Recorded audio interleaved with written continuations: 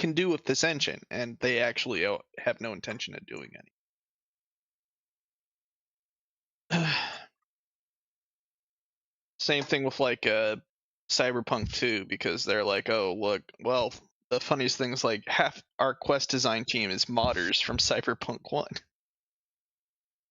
because they had to hire locally. So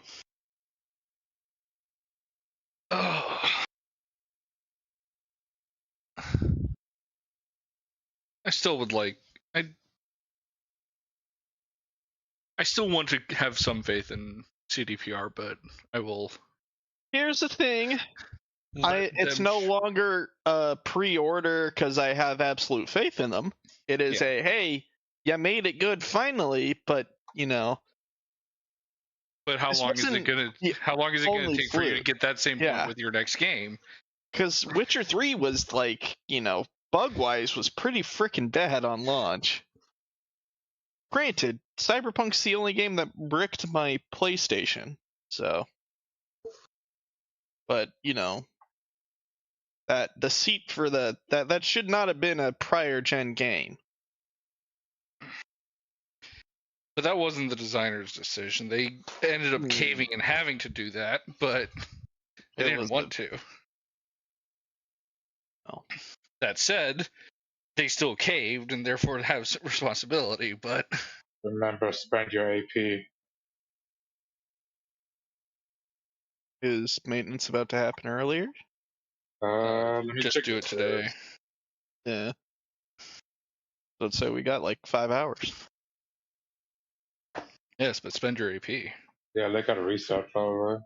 Well, I have to now. Now I have to do three quests a day so I can get my materials. I can't just blue apple all day long.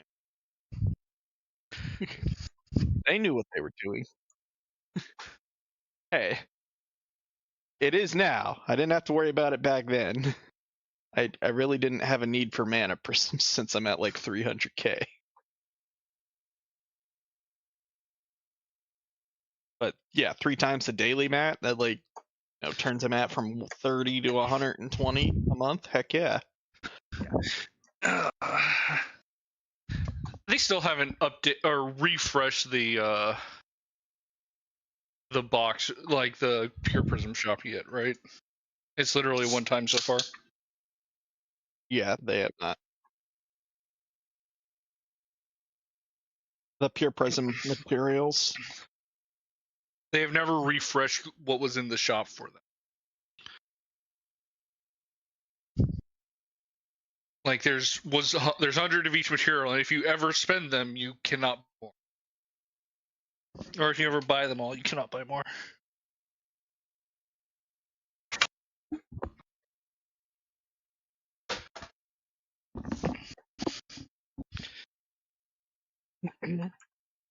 Yeah, I'd appreciate for the Pure Prisms if they like during events or servant banners, they did like temporary releases of additional mats that are usable for the servant. It's one of those things, like, depending on the rarity of the unit, I can understand, or the rarity of the material. Like gold materials, 100 total, sure, that covers 2 units. Silver, you need 72 of them. Sure, 100 covers 1. Have fun.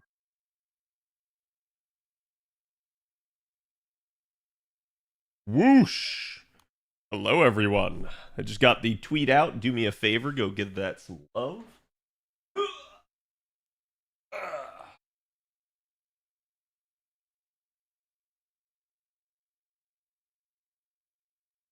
Hat is acquired.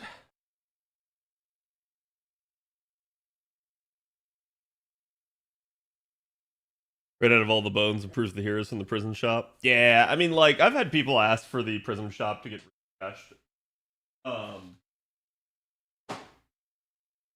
the big thing that I always try to tell you guys is don't forget that it's really just supposed to be like an onboarding feature.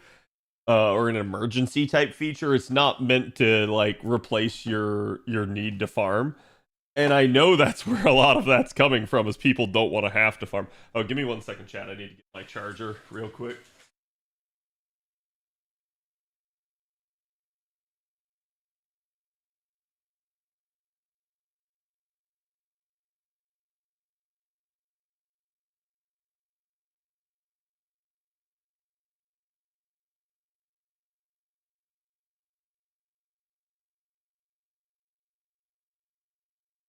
Uh-oh. I left my charger at work.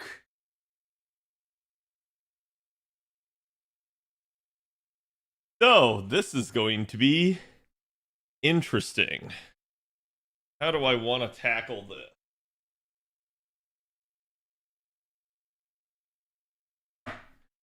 Oh, you're kidding me. Improvise.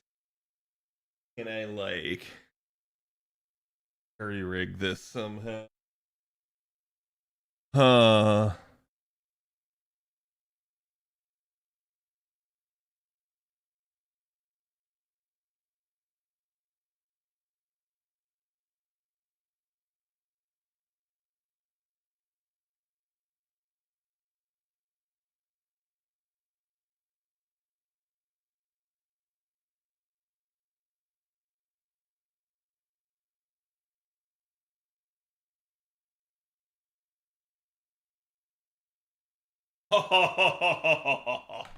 Oh man, saved. Actually saved. Let's go. So chat, I have a like wireless charger that I had yet to install, and it has the perfect type of plug. So it will work.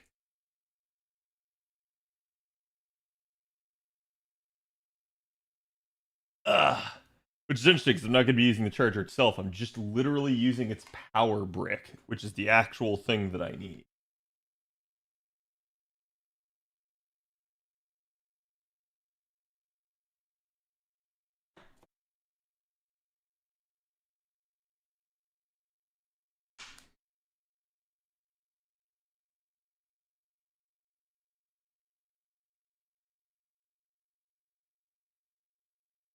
Oh, well, if both of these work, I can use this on my phone.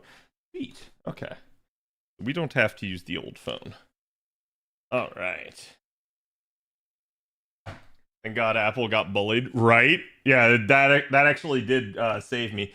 So the problem is I've been having to take my charger into work and bring it home every day because I don't have one for the office yet. I need to order a separate charger for that. But yeah, the problem with this stuff is like Apple with my new phone gave me a new cord, didn't give me a new power brick. So like I'm just screwed basically if I don't have a spare power brick. Is it C2C? Yeah, it's C2C. So I needed a power brick that had a C in it, which I thankfully did have from that charger that I was just telling you guys about. And I also have another spare C2C plug, so I don't believe in giving stuff like that. I know. Yeah, they're gonna charge you an arm and a leg for the phone, but not actually give you like a proper loadout here. Hold on, chat.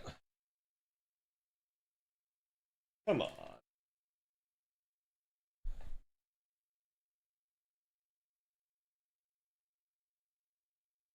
Okay, let's do that. That should be better. Boom, there we go. Probably need to box that up. Get it out of the way. Have a spare Stream Deck, and I think what I'm going to do is I'm probably going to install it on the other computer when I get time, but that'll probably be after debut. At least once I get everything settled for the debut. Okay. Get this plugged in. Hopefully it's good. Looks like it will be. Charging. All right. Sweet. Eureka, chat. Sometimes it pays to just have a ton of technology. And is the capture card working? It is. All right. We are good to go. Let me grab today's sauce. Like I said, I did get the tweet out already. So again, go give that some love if you guys haven't already. Then Let me find today's artwork.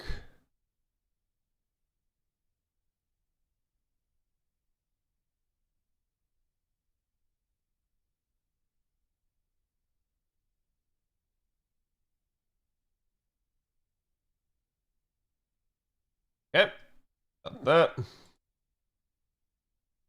So again, my apologies for the delay here. None of this was intended, but sometimes it just do be like that.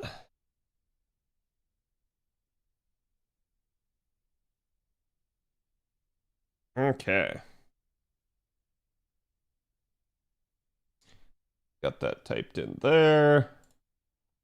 Let's get it over here for you guys on YouTube. All right, there we go. Here we go.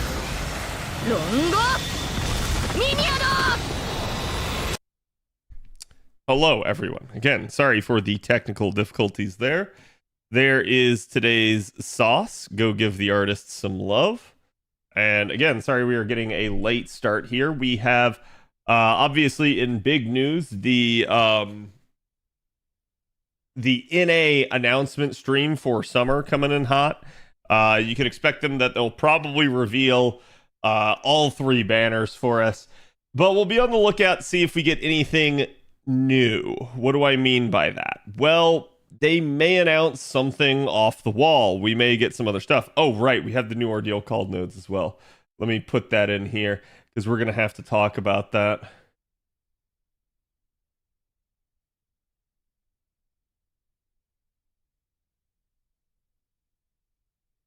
Yep. I hate the Ordeal call node. Yeah. I have not attempted any of these yet. Let's see. So chat, oh god. Yeah, I was rolling out my my FP on JP so you guys can see I have a little bit of an issue there. I have one of my grails done for the month. I think I'm probably somewhere around like 1,500 coins shy of the next one. Chat, can anyone think of a reason that I need an esports Satanta? Any reason why I shouldn't just burn that extra copy there? Let me double check this. Yeah, that's what I was afraid of.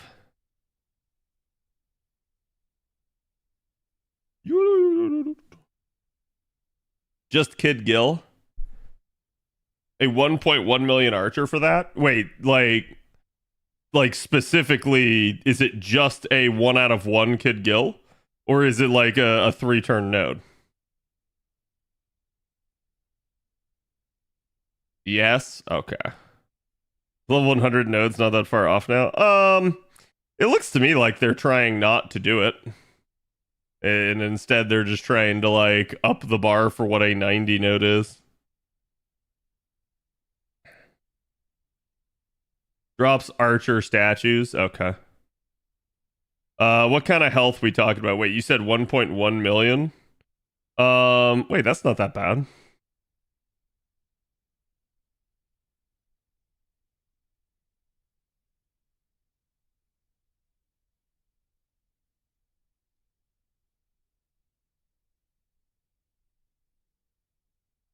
Let me double check something here real fast on the side. And again, sorry, I know I'm not getting to a lot of questions here yet, so give me 1 second. It's difficult to look at chat while I'm micromanaging this.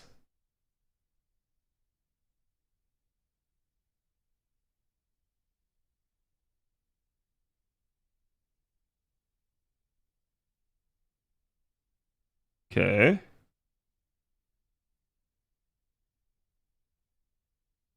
And yeah, I don't know if one of the mods did, but if one of you guys wants to, feel free to pin the yes, we have maintenance tonight and the hours that it's at. Oh, good. Gil is chaotic. Oh, that's perfect. Okay, so somebody... Oh my god. I almost wish there was an auto burn for command codes at this point. Like, At least for the FP gacha, because it gets annoying doing some of this stuff. I basically just come in here and delete 5 of every single one, and then go back to doing my business. And after I do that enough times, I actually have to go burn the 2-star ones instead. Oh my god, that still wasn't enough. I hate whoever song requested this.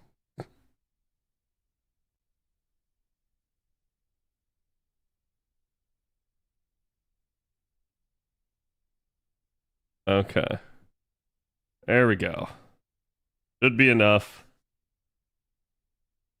Okay, it's no. There we go. All right, now let's go in and spend 0 AP. So chat wants a... Well, this is just cheating. This isn't even, like, funny anymore, chat. Like...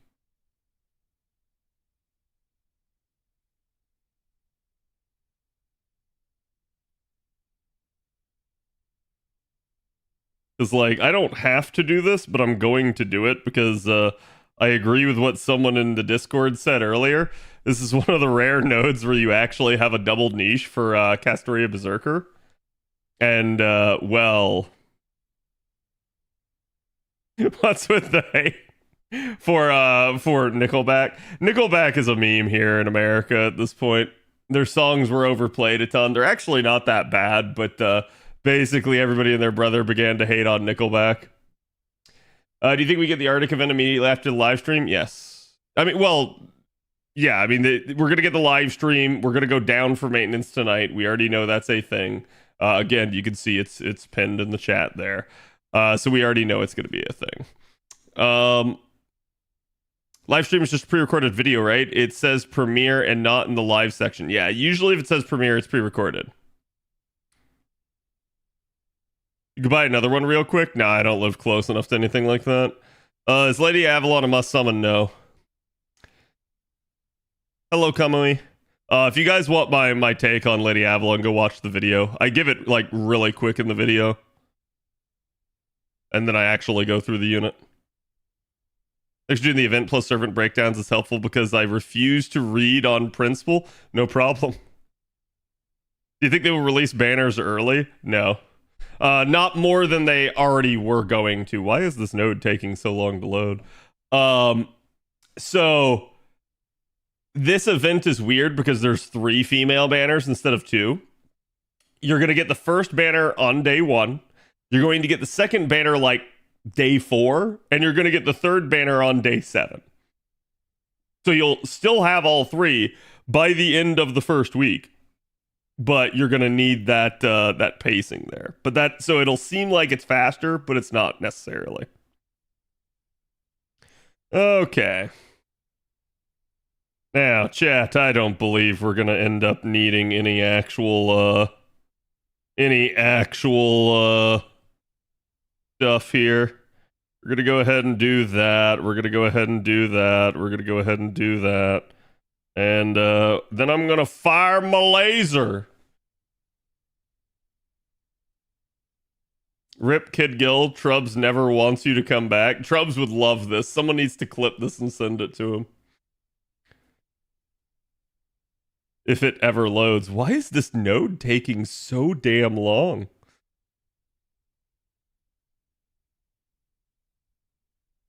Waiting for Scotty patiently, yeah.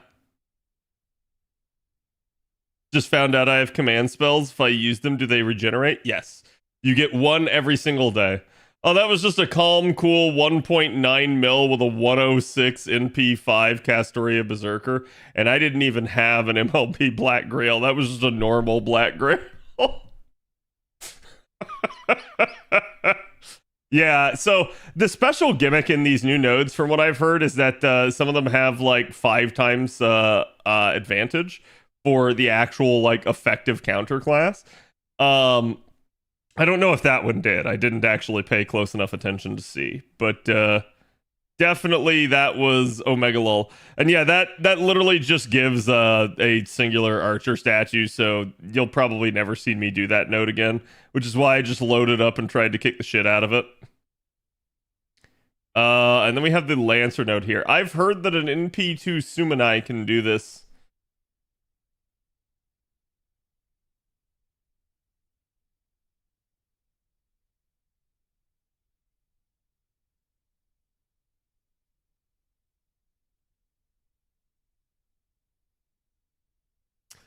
Let me double check here just so I don't get this wrong.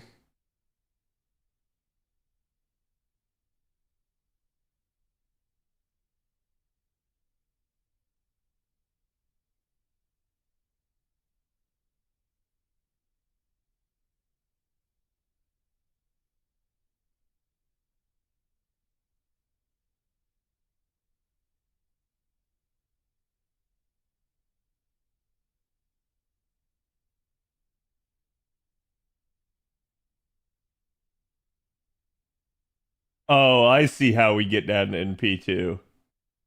Yuck. You think NA will get the 30 Vocation Festival JP got in July? I have no idea. NA doesn't even have the first one yet, so I have no idea when we'll get the third one.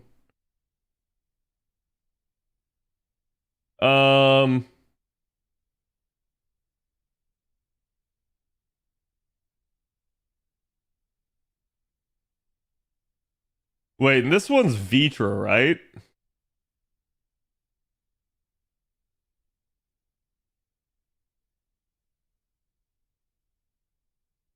Let's see. So what are my opening waves here? Fandom doesn't have it, so I'll probably have to go to like App Media or something.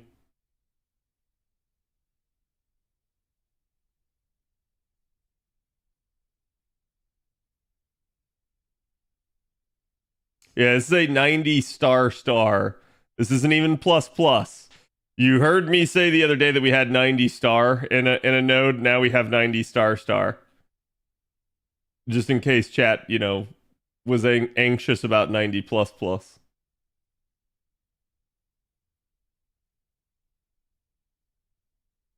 Oh yeah, sorry, that's bond level is what that is.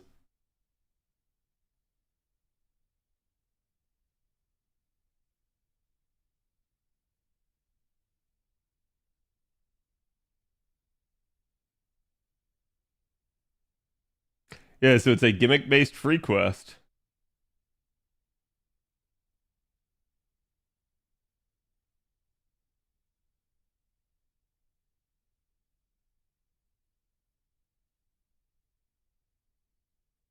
Okay, so it looks like we've got 100k enemy wave 1, a 1.2 million HP dragon wave 2. What the actual piss? And then a 2.7 million wave 3. Wow. Wow. Oh, that's spicy. Let me double check on Vitra here.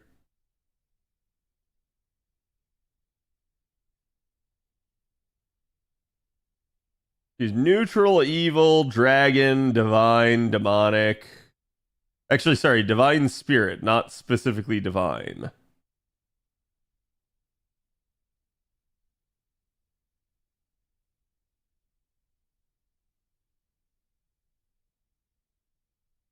I'm debating that.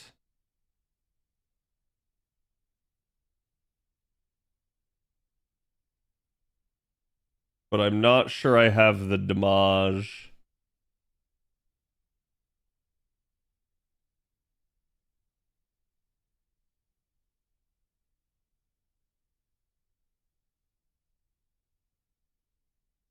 But, oh, sorry, chat. I touched my capture card. Oh, it's divinity. Damn, if she was actually divine instead of divine spirit. Oh, that's so dumb. Your NP5 Takaru can do it. What about the dragon? Like, I'm a little bit worried about a 1.2 million. Well, it's a 5 times.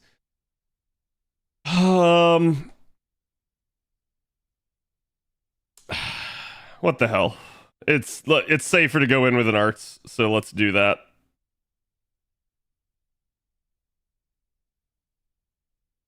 Can't regret it, basically.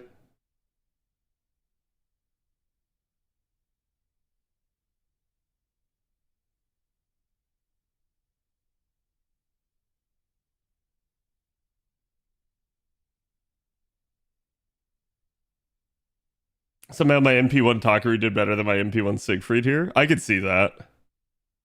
Do I want to use Oberon?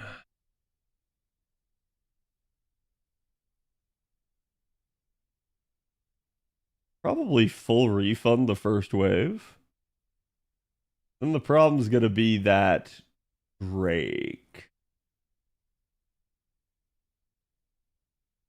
I think I'm going to need some charge.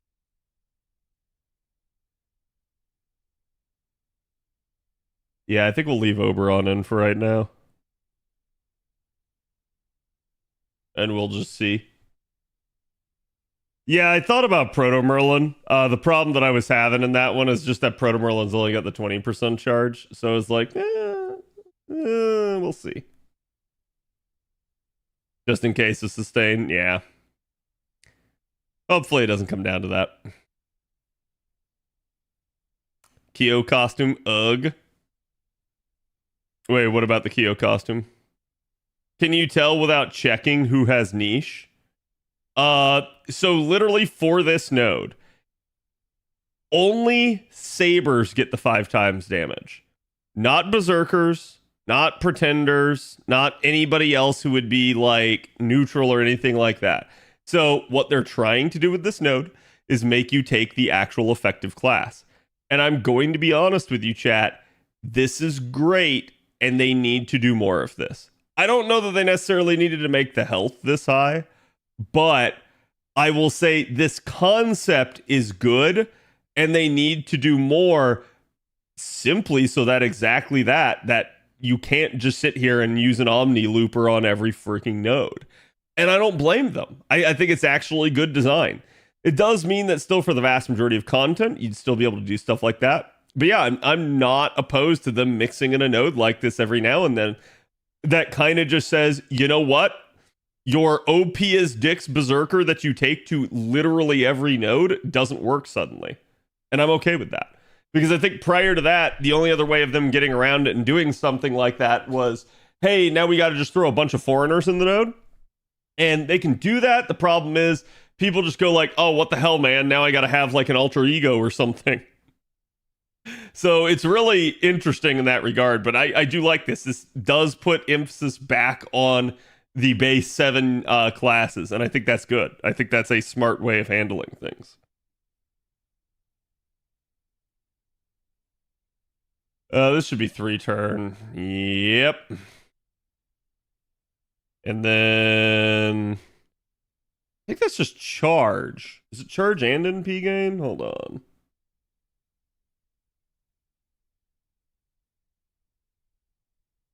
Oh, when allies are defeated, right. Okay, I forgot about that. Yeah, so there's no reason to pop this one. Okay. So boom.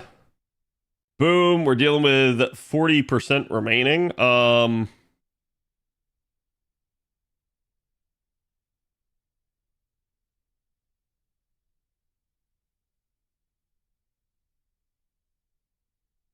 That's a spicy amount of charge.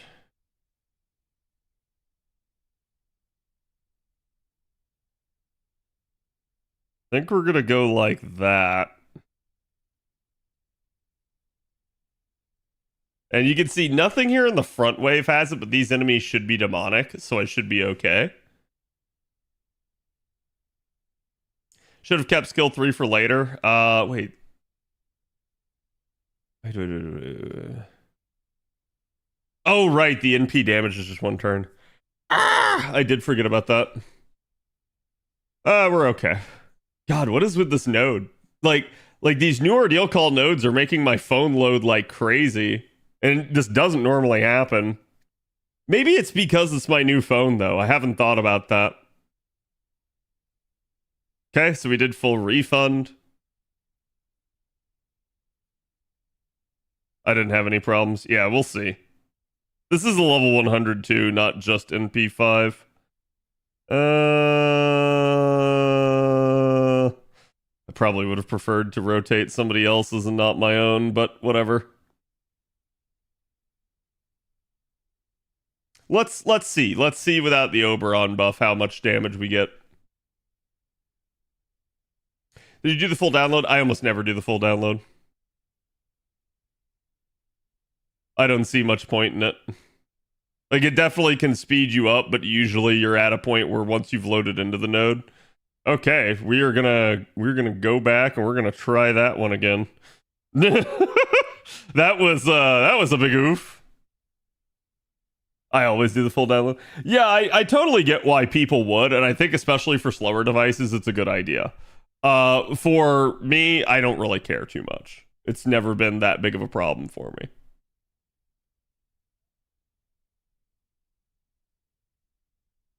I just did the Summer Shisho Advanced Quest, and only Summer Corday survived. The gimmicks were weird. It's really not that bad. The gimmick is just like every 3 turns you NP. And otherwise, you just kind of build NP and turtle. I saw a lot of people complaining about that one, and I wasn't really sure why. Proto Merlin, where? Yeah, Proto Merlin would have been nice in this circumstance. I don't know that we'll have the damage to kill this still. Especially because I don't have the other Castorias and P ready. But I can definitely try.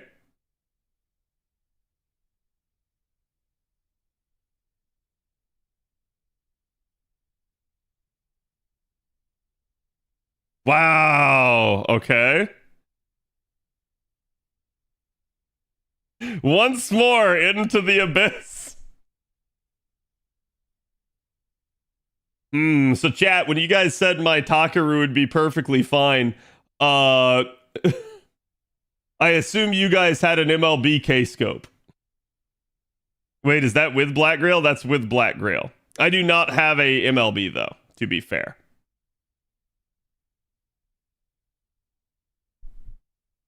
This is a new phone. It's going to be slow for a bit while. Yeah, it's usually because it needs to load like every single one of the units in Ps and stuff.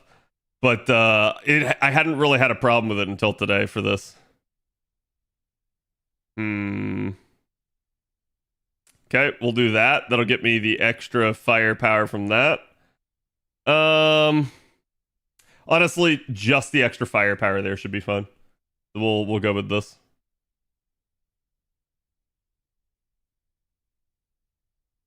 But she barely missed killing by like a little bit.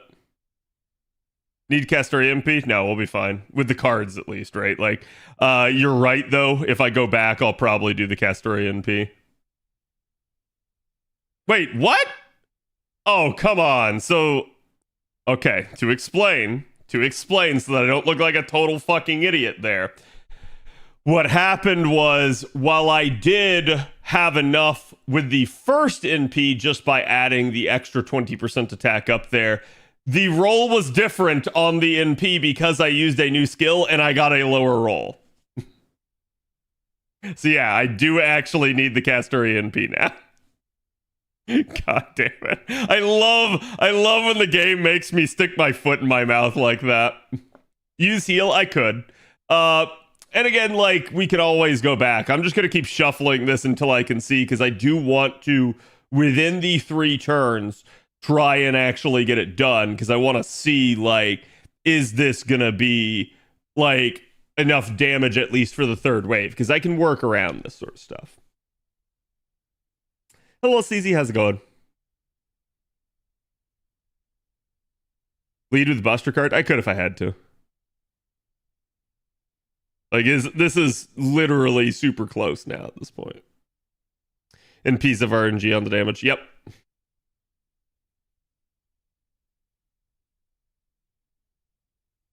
Yeah, we should have the live stream literally in like an hour. It's gonna go live at like 9 o'clock my time.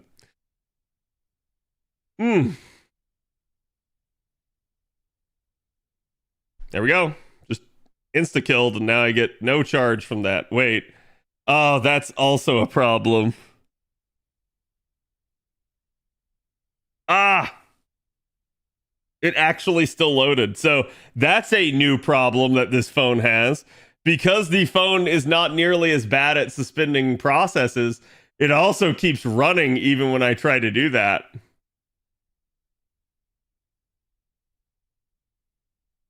Digging the background music? Yeah, no problem. Usually it's chat that you can blame for the background music, whether it's good or bad. Cad's new phone too strong? It is, and I do like that it is, but it do be this way sometimes. Okay. Now, let me think about this. Oh, wait, I did have the first skill. Hold on. The first skill was how much? 20? 30. Okay, that would have been enough. That would have been enough. Never mind. Run it back. We doing it again. I'm sorry, chat. I'm sorry for all the scuffs. I was sitting there thinking I only had the Oberon charge skill. So. Once more, yep. Yeah, this is an iPhone 15S or 15 Pro. It's whatever the top of the line 15 is. Be honest, Cad, you just wanted to flex your new powerful phone. No, I actually didn't know it was going to do that. So I had a little bit of like a panic attack going like, oh crap, it's already going into the next wave. Because I was going to sit there and think about it. And now I can't do that anymore. So Cad's going to have to just not put things on pause. All right, let's try. This is probably not going to end well for me, but it will be what it will be. I'm sure we kill the left enemy. The only question is, do we kill Vitra? The good news is I should have the again, anti-demonic trait at play here, so that's going to get me at least 50% from that. But we'll have to see, because I don't have an arts card or anything like that. Okay, that's not bad. That's actually pretty close. So that dragon is really the main issue. The actual dragon there in the midwave. Again, if I had a Black Grail, this probably just works solidly. I also can potentially hold off at least until turn 2, the arts side of things, so that can be a thing. No Sumanai. So I can try Sumanai, but I've heard even in P5 Sumanai, unless you do stuff like Miss Crane and or whatchamacallit, Summer Kuro will basically manage to even low roll. So yeah, that's a little spicy for my taste. Now again, you can do things like command codes and stuff like that, but let me check one other thing here real quick.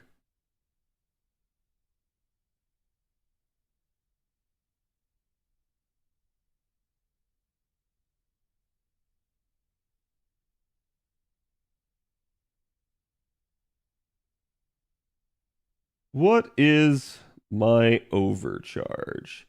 Defense down for 3 turns, but it doesn't apply first. Damn. Okay. All right. Yeah, I was sitting there kind of trying to think about it. I was like, man, I really hope that this does something. But nah, I'm not gonna be able to squeeze it out.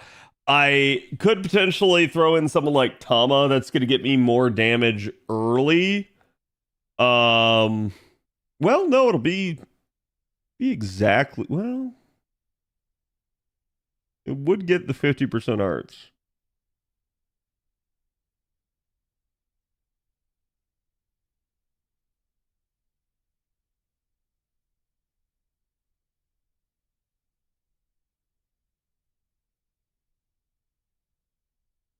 Yeah, so again, you guys can see I do have a level 20 out of 20 Black Grail, but I do not have an MLB Black Grail.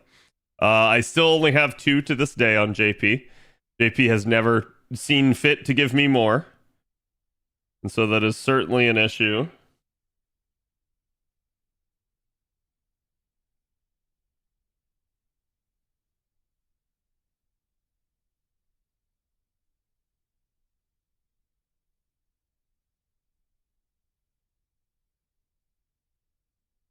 Wait.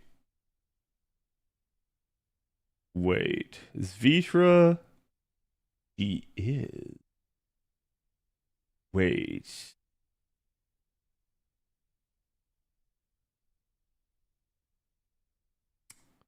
Damn, dragons are earth traded.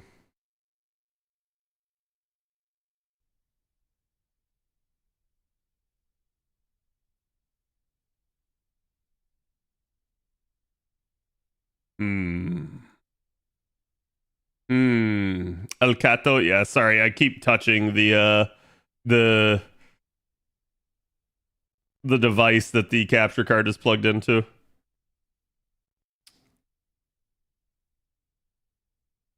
Yeah, whatever. This node might set a bad precedent.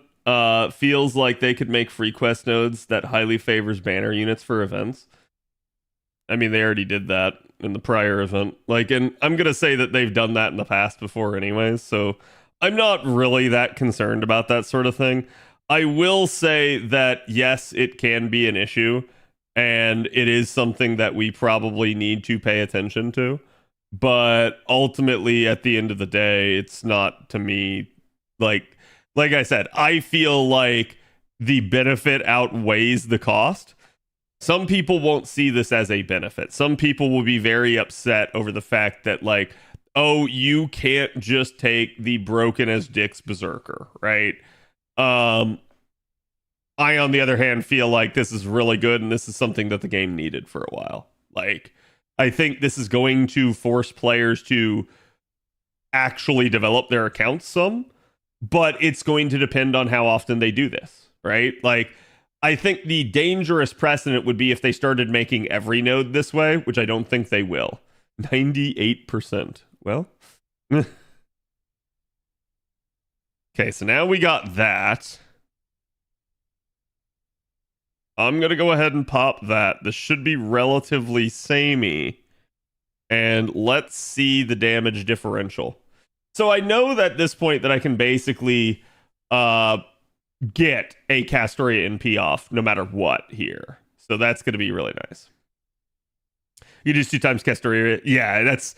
I was sitting there thinking about that. Like, did I want to actually, like, defer rotating? I'm just trying to get the NP damage up from Oberon in here. But yeah, it may just be better to do. But I think I can get away with 1. So we'll see. Yep, boom, there you go. So that is enough. And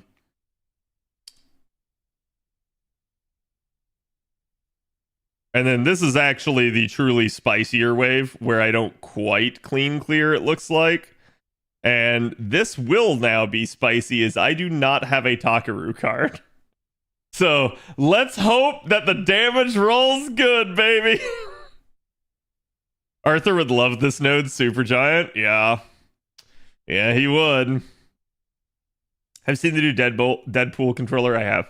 It looked really interesting. I'm not sure that I would want an ass where, like, my long ass fingers would want to go, but... And there you go. So you can see Takaru came in shy. Takaru is now bricked. But we do have a Susberon NP here. Let's do it like that. We got a literally pre-card because Oberon's not going to kill. It vibrates as well, of course it does.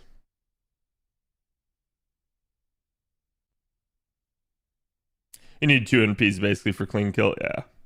You don't want to hold an ass for hours? No, not really.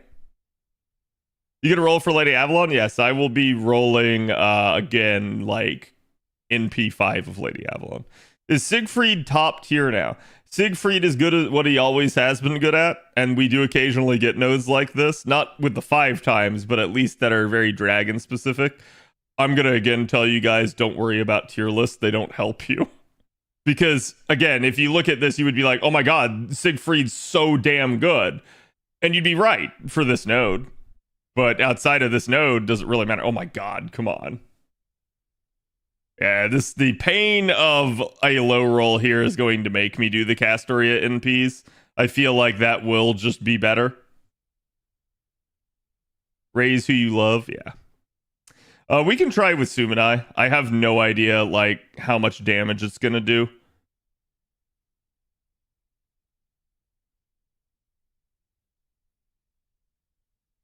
But let's give this one more shot here. The real problem, like I said, is the fact that there's just the single enemy there. So to me, the refund off of that singular dragon makes this pretty rough. You want to take something like Black Grail, you maybe full refund off of wave 1, but then by the time you get to wave 2, you're like, uh-oh. Because you know it's not going to be enough.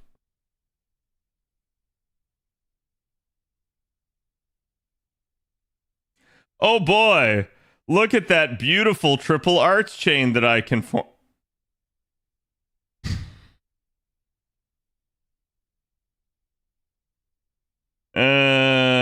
Let's see. Cat have a video on the Invincible comp? I sure do.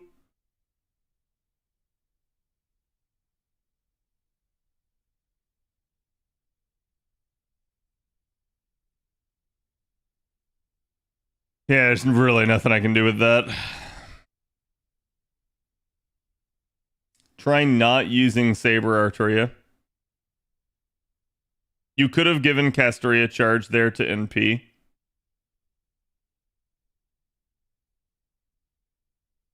Was I overcharged on Akaru? Was I at 120?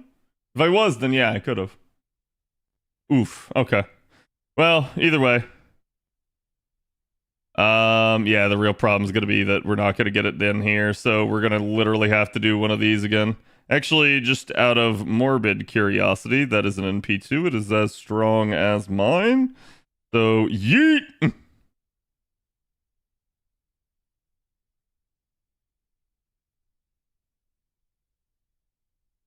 Okay. Basically how you can NP with both, yeah. I mean, the problem with that is that it still wouldn't necessarily be, like, guaranteeable, right? Like, you could certainly NP with one, but the second one might elude you if you just get screwed on the cards. At least until the third wave, right?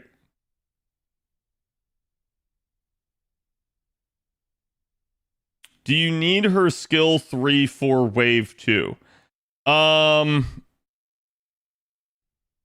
Okay, that time I didn't touch anything, so I have no idea why it did that. Maybe it's not liking this new power chord. It might be being all spicy with me.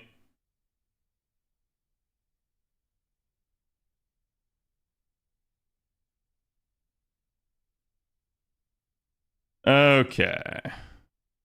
Go ahead and take the actual effective cards and pray to God. Second one gets charged from Oberon 20%. Okay, I see what you're saying. So you're saying do one of them automatically in wave 1, then rotate and get rid of the other one. Yeah. Yeah, that should be doable.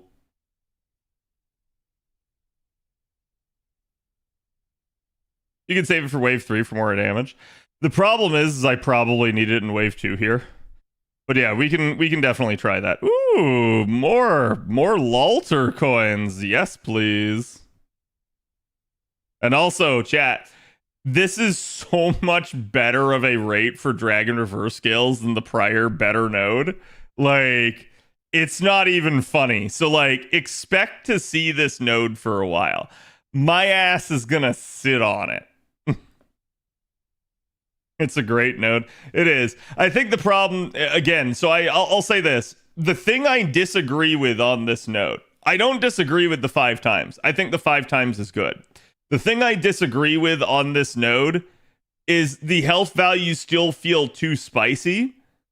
In the sense that, like, if you want to 3-turn this, it really needs to be either a higher percentage than even 5 times, or they needed to dial back the health values so that more units could be used for this. Because, like, again, you guys can see I have an anti-demonic NP5 Takaru that is not, like, clean killing without the assistance of Castoria NPs. Now, would this be better if I had an MLB Black Grail? Sure. But is everybody going to have an MLB Black Grail? No. Nor is everyone going to have NP5s. So, like, yeah, I'm not sure that this is, like, good design health-wise, but I will say that I do like that the node is robust and does allow for, again, benefit of the doubt when it comes to using effective class. 5 times drop rate? No. Is the artist for MHX there? I can't find anything of them on Twitter. Can't find anything of them on Twitter. Interesting. Type in ! art. And you'll get the sauce to their Pixiv. Although, wait. Hold on. The Days art piece? Is that... Let me double check something for you real quick. Because I may just know who it is. Yeah, I'm pretty sure that's Crossreview. Here, hold on. I'll get you a Twitter link. I follow them on Twitter.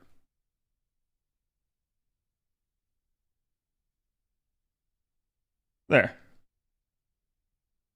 Yep.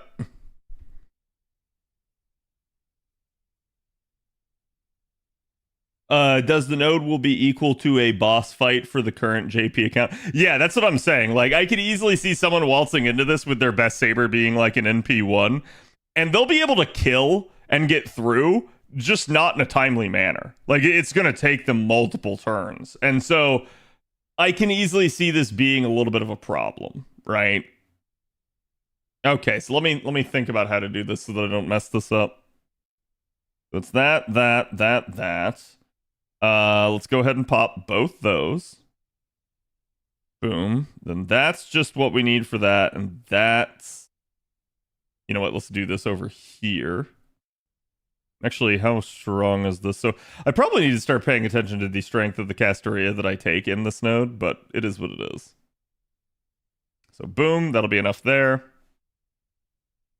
Yeah, like I said, I don't think you should have to sit here and do Castoria NPs to get through something like this. So it's like, don't get me wrong. Is this balanced? No, not very well at the moment. What I really like about it is the concept, the idea that you need to be taking the effective class. I think that's good. I think we need more content like that in this game. The health values, though, for the node definitely can be debated.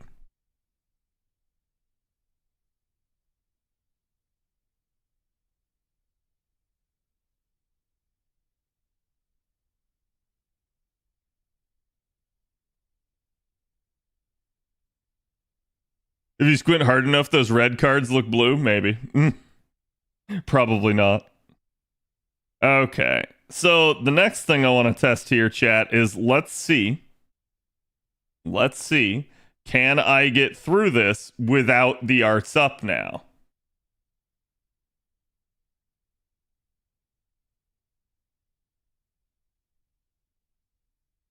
It shows that they care about shaking up the game a bit. Yeah, that too. It's actually a good sign. Like I said, I know people are going to maul about this node, but I actually think this is a good thing. And to be fair, most of the people that I have seen talking about this are at least like positive about this change. So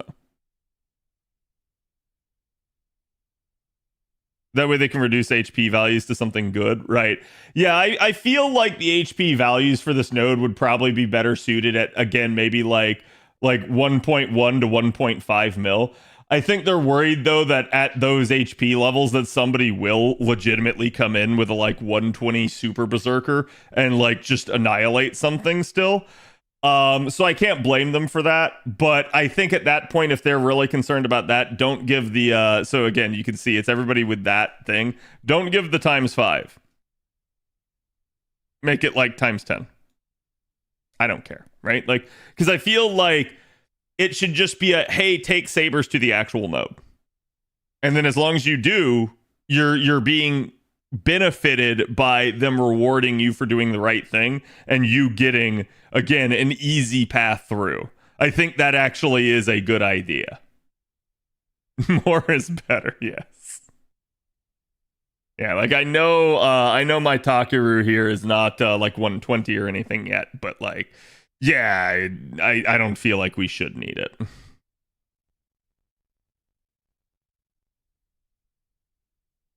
So boom, there you go. Yeah, that'll kill.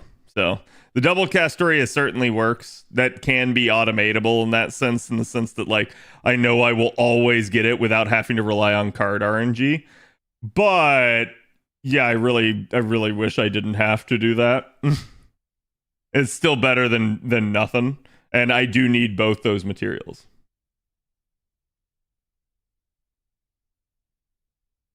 Excited because I love me some Vincent. That's so good. Do we expect Oberon 2, considering that the game is upping in difficulty? No, I don't think so. I think this is a response to their problems with overall game balance of certain units. Like, I think they've realized that they've gone too far, and that they've like, shit, everyone's just using Castoria Berserker, Tiamat, Draco, Ace, like Melisyn, like a bunch of these units, and they're going like, what do we do? How do we balance these other units? And they're like, shit, we're gonna have to go through and balance one by one by one by one by one. But by the time we do that, everybody is going to be pissed because everyone's just going to be lockstep on using the best units at that point. So I really do. I think that's why they're doing stuff like this. This is meant to tide them over until they actually can help things out.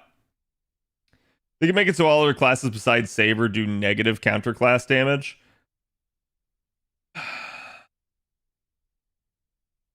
I don't think that's necessarily a good idea. If only because then, like, let's say your Saber dies. You lose.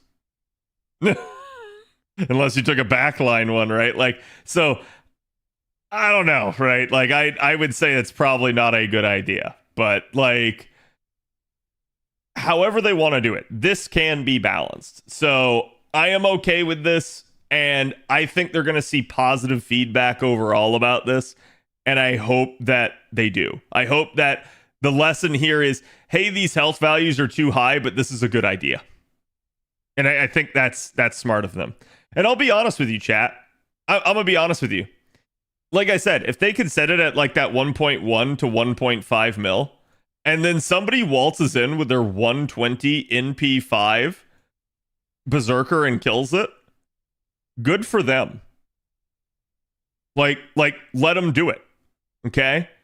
Because the deal is, when you set it at this and you had the 5 times on this is going to make it so that, like, people's 4 stars, people's like NP1 5 stars and stuff are able to do it. So, like, yeah, you can go the ultra whale route and, like, just absolutely min-max the shit out of it and try to just take the NP5, or you can just have it easy.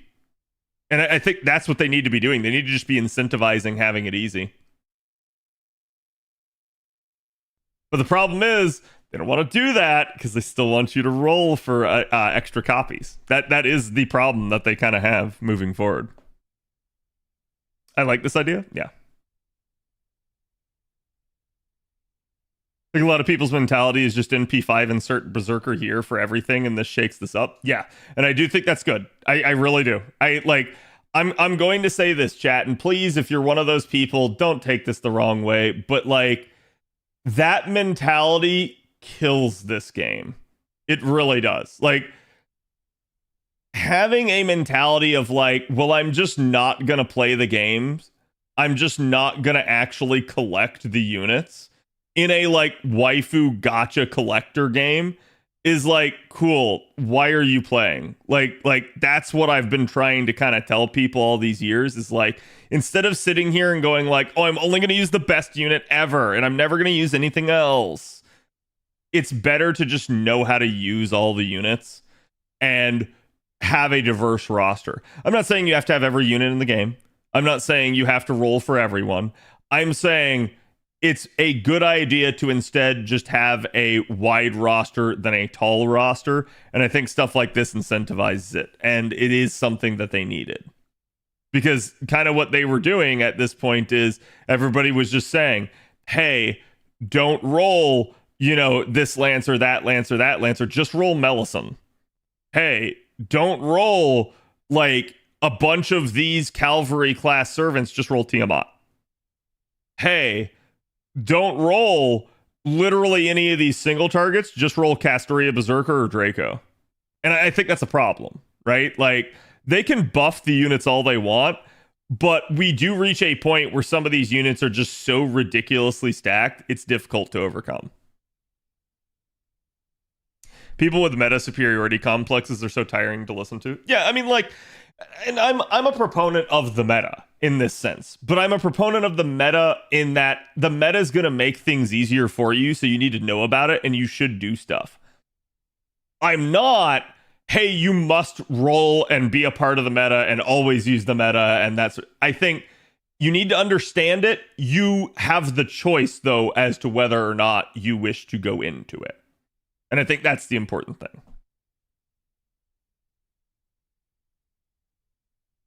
I was using Xiang Yu the other day for a node just because I haven't used him in a long while and can. Yeah. And I've told you guys that before too. Like, I've had people be like, oh, well, when would you ever use the unit? And I go, you know, again, I think that's a legitimate point in some circumstances, but what I usually try to do is I usually just try to find times when I can. Like, if I can get away with using a unit, I will. Masso Knight, thank you for the follow. And Dread Arcane, thank you for the follow as well.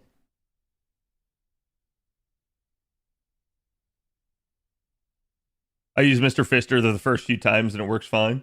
Yep. Yeah, Mr. Fister's come a long way in that regard. He's gotten tons of upgrades.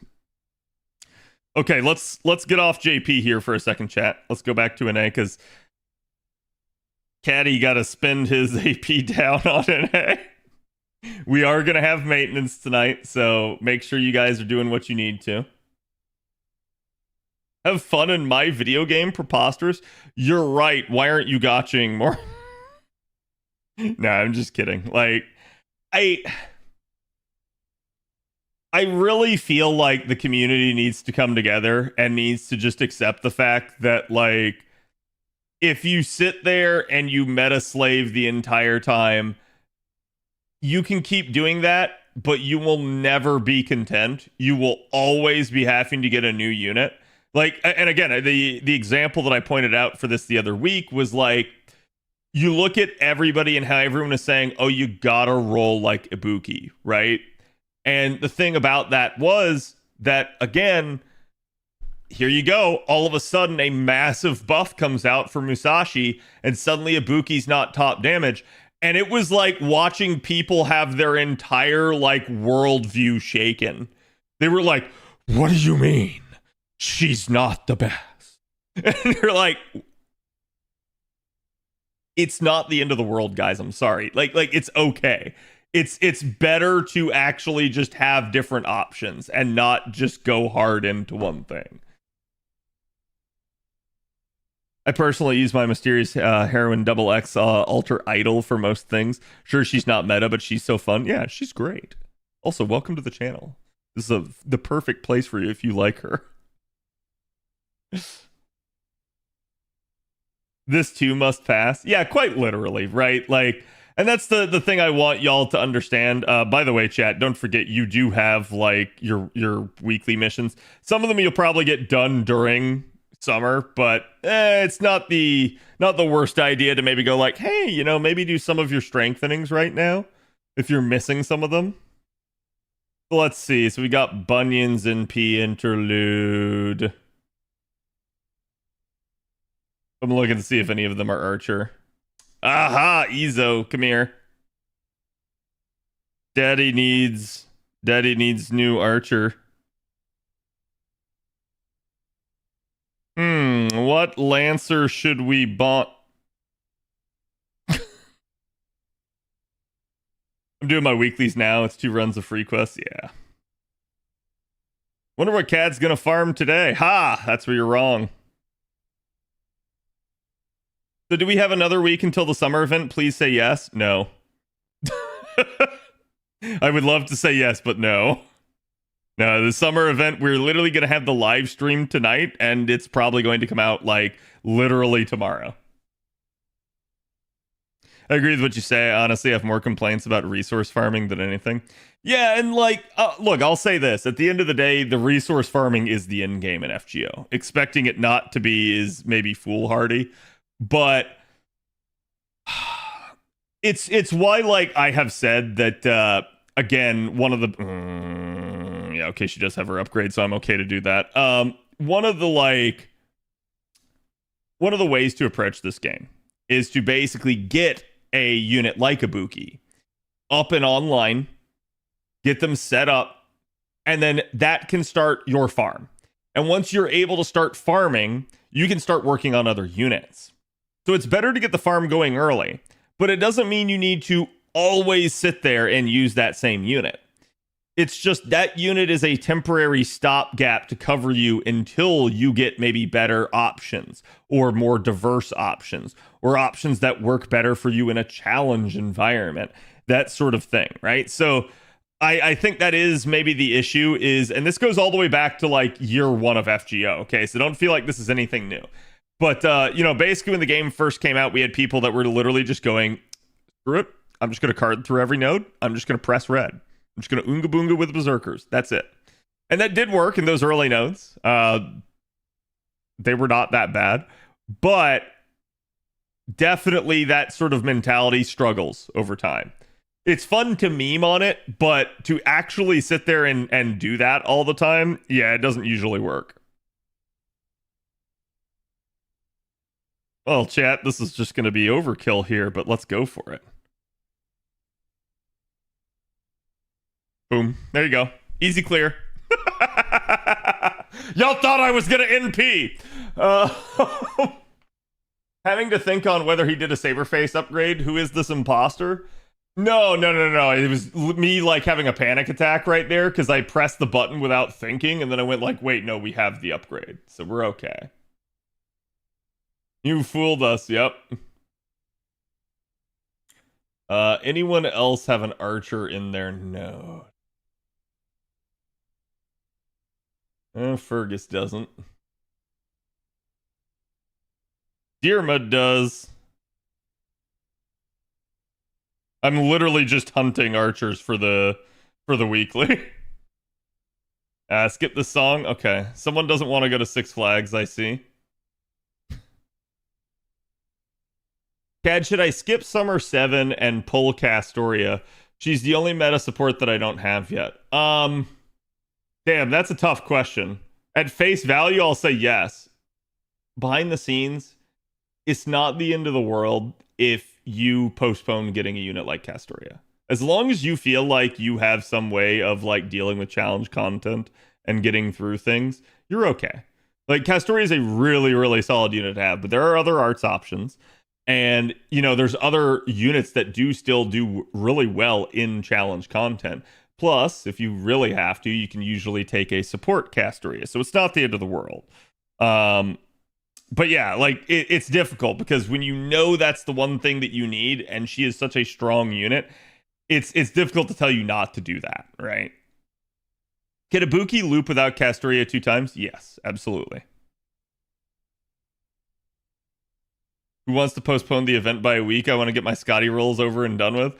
It's really funny because I feel like there's two types of people. The type of people that get really excited for content to come, and the type of people that get really anxious. And it usually has to do with their mentality on Gacha. Like, there's some people that, like, the reason they skip is because they do not like to watch their rolls.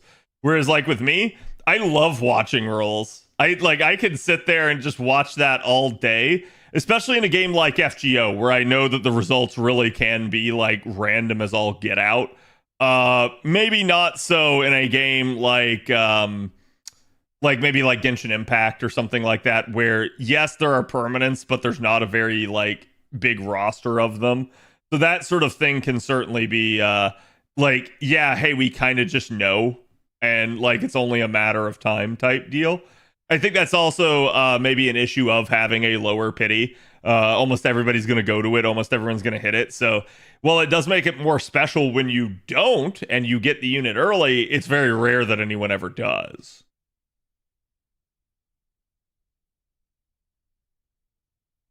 I wish that Scotty was the first banner. Understandable. I like to milk the rolls to delay my disappointment.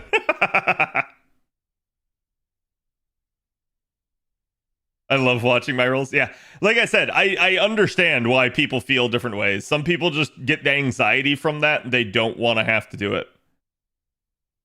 Defeat 3 archer or caster class servants. Okay, so I've been defeating archers. They're just not actual servants. I'm the excited bit anxious type, but want to know the results now. Yeah. Usually if you have some level of anxiety, you don't want to like sit there and actually like wait on the result. You want to know now so that you can get the suffering over and done with. I like that FGO, there's always a chance that your luck would change. Like you don't really know until the last card is revealed. Yep. Yeah, it's definitely one of the better parts. Wait, Arcuate is gone? I only got her to 3. I wanted 2 more. Yep, Arcuate's gone. My blood pressure goes down at the same time as my Saint Quartz counter? No.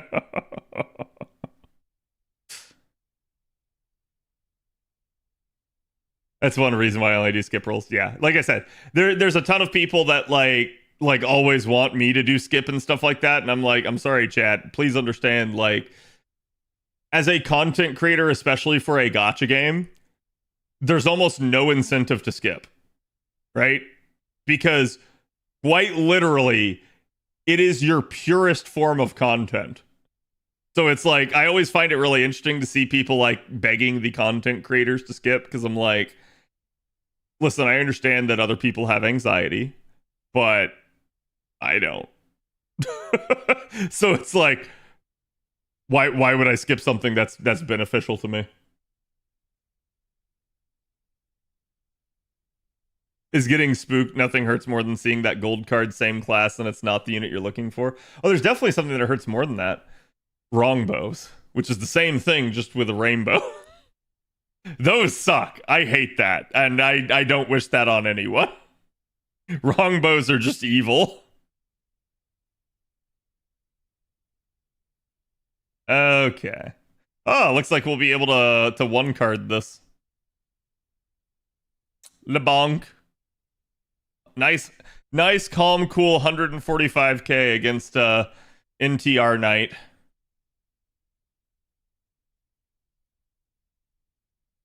I got Enkidu on Rainbow and Arcuate banner. Nice. Oh, wait, in Arcuate banner. Not nice. I mean, like, I've said this before. I don't mind getting spooked, at least if it's like a unit that I need. If it's not a unit that I need, then I'm probably pissed about it. I feel like it shouldn't be the case, right? But if it's a unit that I was like, oh yeah, hey, I didn't have them yet, I was maybe looking to pick them up at some point, and I get spooked by them, I'm like, okay, you know, it sucks that I didn't get the unit that was a rate up, but at least I can take that.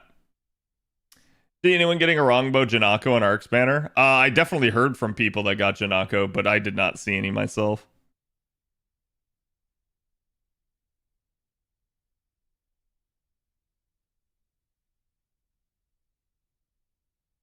Feeling my Kiritsugu going in P5 in these next banners.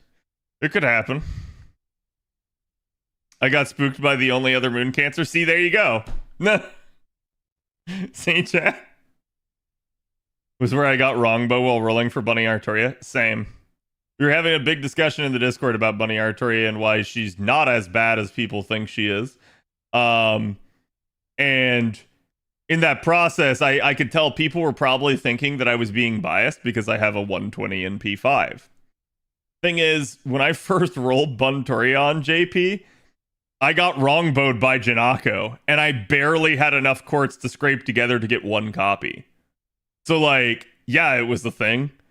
And yeah, I managed to use her successfully even with an NP1. So I definitely know her damage can be lacking, but it's not as bad as people make it out to be. You can certainly get away with a lot due to just how strong her crit mechanic is. And so, like, that's kind of where that came up, is like, yes, no, I actually have used her at MP1. I know, and I made it work. Discussion, CAD dictating one or the other. Well, to be fair, it wasn't much of a discussion in the first place when everyone is sitting there telling me, like, why Buntoria sucks. It's equally bad. And so then people were getting angry at me for, like, not telling them why they were wrong. I was telling them that they were wrong, but I wouldn't tell them why. And they're like, well, you're not telling us. I'm like, well, yeah, you're also jumping to conclusions, so why should I tell you? So I had to like wait on people to finally like calm down a little bit and be like, okay, hey, here you go. And then I was like, now I'll talk to you about it. You mean ruler Artaria? Yeah. Like I said, I've probably used ruler Artaria more than like just about every other person out there. And I mean like actually used, not like, oh, hey, I bonded her up. No, like I have used her a crap ton on both servers. And profusely in farming content too.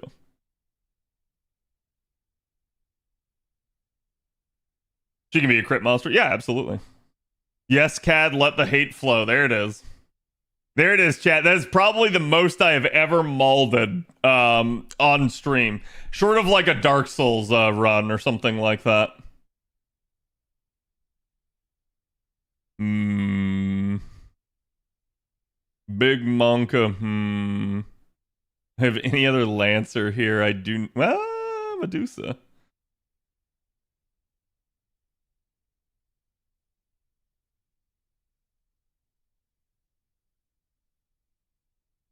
We used Bunny a ton, color me shocked. Yeah, but that's like again, I'm well aware that she struggles at NP1. I've known that for a long time, guys. Like it's a thing. I wish that weren't the case. I wish they would actually give her an NP interlude. She really, really does need it, and there are a ton of things that I would like adjust about her if I could. But I also know that I'm biased on her. So usually what I try to do is I do try to like check that bias and ask myself, am I being reasonable? And in the case of Buntoria, considering the majority of people have a tendency to feel like she is like an F tier unit and incapable, yeah, no, I'm more than okay stumping for her a little. But yeah, I'll usually try to at least like check that and at least, you know, tell myself, okay, am I thinking about what other people are thinking about, which is again her at like NP1. Cat needs to be a ruler Arteria only main when PvP comes out. Honestly, rulers would be really broken in something like PvP probably, because it that exact sort of scenario where it's like, oh, they would just mitigate like half the damage for most classes. This is why like PvP probably just would not work in something like FGO. It's not made for it. I'm not going to say that they couldn't balance it. I'm just going to say that, like, it would inevitably be something where, like, people would begin to just break the system very quickly. Yeah, we have a lotto in November.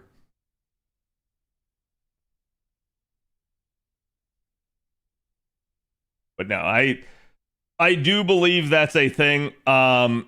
It's really funny because, you know, I'm sitting here talking about how with the 90-star node that I think it's actually a good idea what they did, and that it's not like the end of the world, basically. But I can also understand that, you know, it's going to hurt something like my bunny.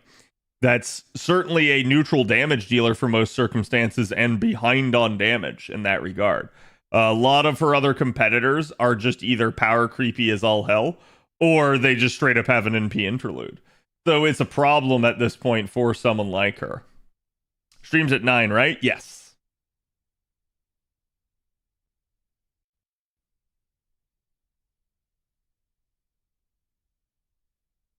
Chat, Blue Eyes White Dragon. White Dwagon.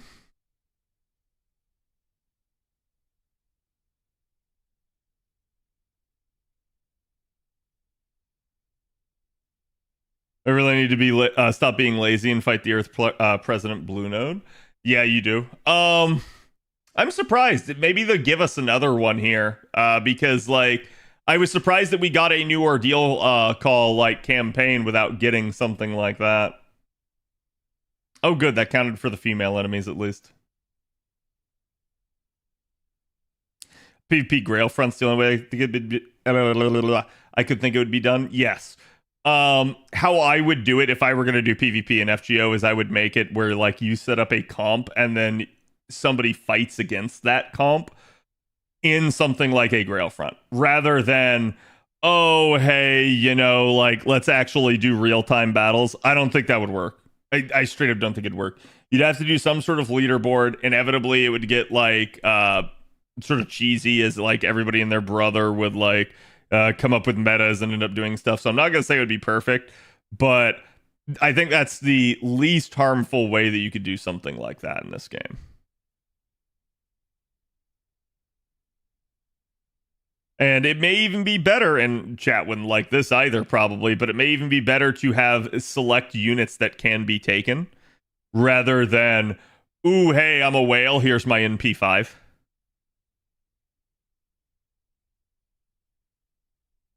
If they truly wanted PvP to be fair.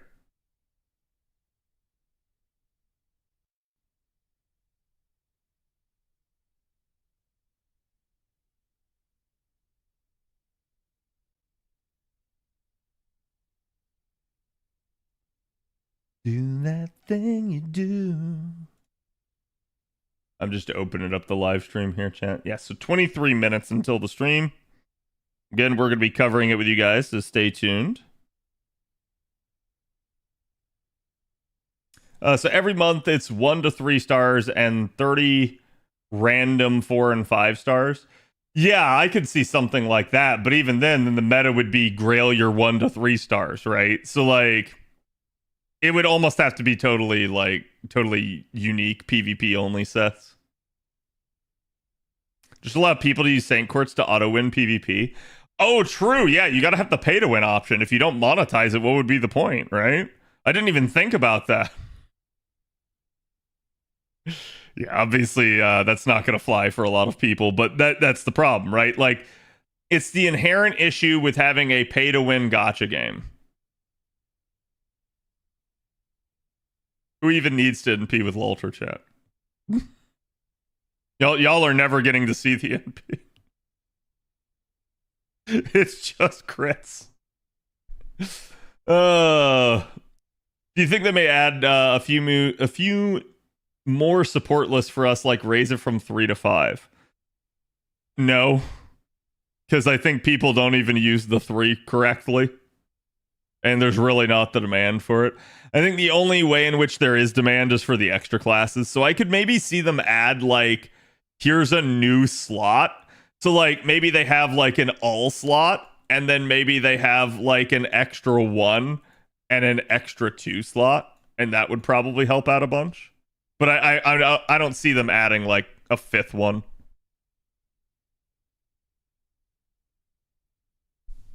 Yeah. Walter does have very large, impressive crits. Very nice. Yeah, I mean, like, she's a really well-rounded critter in that regard. And you guys know I love girls with big crits. Good lord. I still need one more archer or caster. No! Alright, here we go. One more. Hopefully this is an actual caster servant. As at this point, I'm just literally fishing for this stuff. Oh, you know what? You know what, chat? Hold on. Ah, no, not made altar. There we go. Oh, wow. Okay, there. Let's show off a Summer Canis, as I don't get to show her very often. And you guys can see I'm already almost done with my Mystic Code. Weeklies ask for gem drops. I got several of them already. Like, I don't know how, but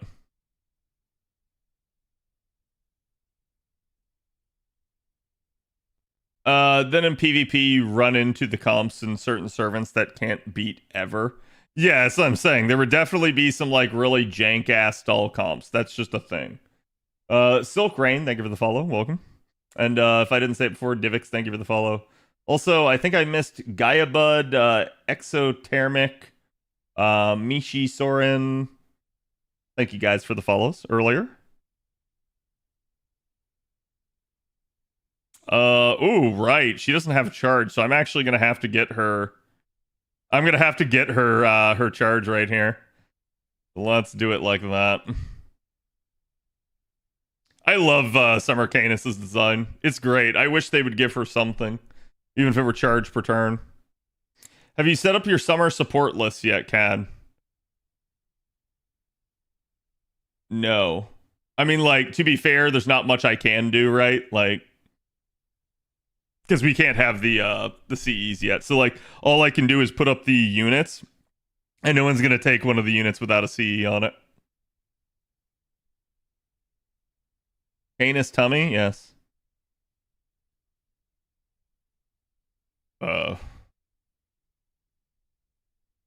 Okay. Chat, maybe I really do need to download the data. Holy crap. I've not had it have this sort of issue in a long time.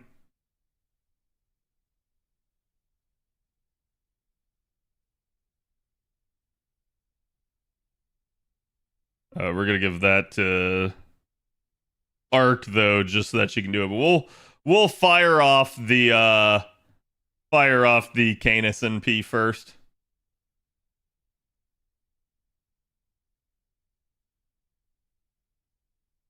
I actually probably should have put that on Arc, but whatever.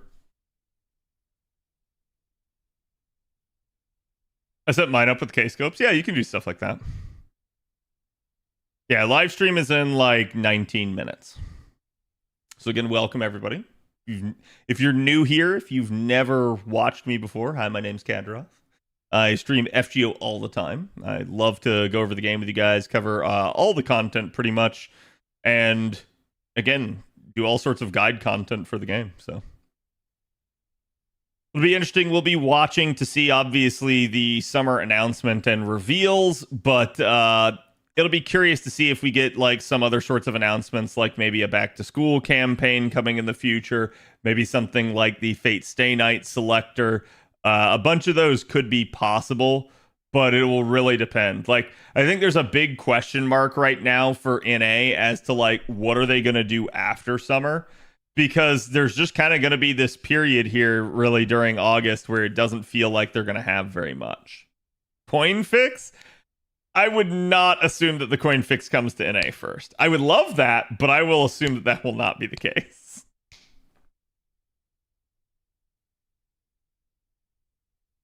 New viewer who dis? Hello, Arterel. All right, finally we got 2 of them done. So I literally... Oh, no. I just need the female enemy. Come on, gay. Oh, there we go. 240 rank up quest done. That is a lot of quartz. I will take it. Bayuki time? Yeah, I literally have the 5 AP. I mean, I'm not worried about it. That will complete automatically in summer. I guarantee you there will be a female enemy somewhere in summer. So, time to kill some Amazons and Agartha. No, it's quite literally, it's not worth it. And to be honest, probably by the time we get to maintenance tonight, my AP will be back enough to literally do like any one of these nodes again and try to get it. So, back to JP. Now I'm out of my, again, storm pods here. And we've done all the new nodes, so they do cost a storm pod. It was a really interesting thing to see that the first time run through each of these didn't. So I was surprised by that, because I really felt like they've been better on storm pods lately. Like, we already know they've been giving them to us at half cost. That is irregular. They do not normally do that with us. And so I've been kind of surprised to see them like actually begin to do that event after event. And now, boom, here you go. Here's a campaign, and the first run of it is all free. So it really does feel like they're beginning to wisen up on maybe like, again, it could be the feedback that they've gotten, you know, just off social media and stuff, but it could also be the feedback that they finally got out of things like the survey.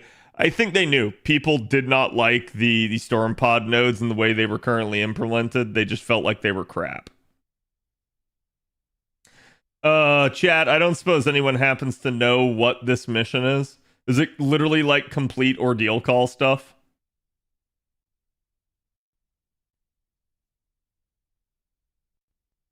Yes. Run storm pods 9 times. Is it really? That's like literally all I have left. Okay. Okay, there's nothing I can do about that then. 12 million QP per full AP bar is absolutely atrocious, IMO.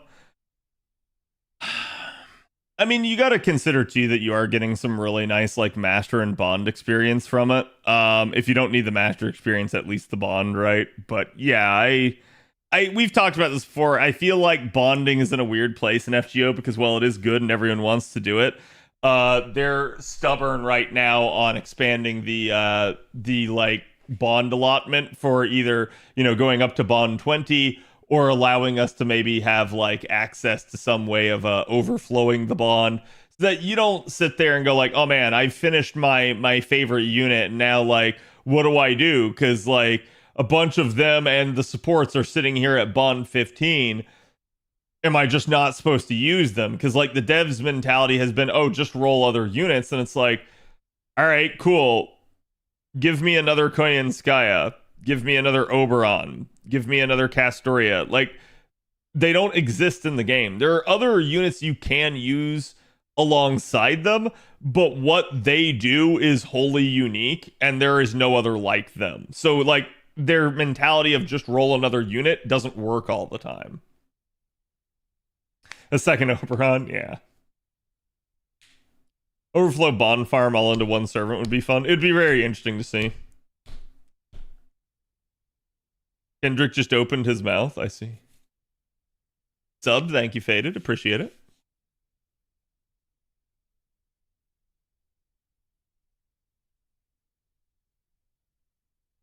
Give me another class.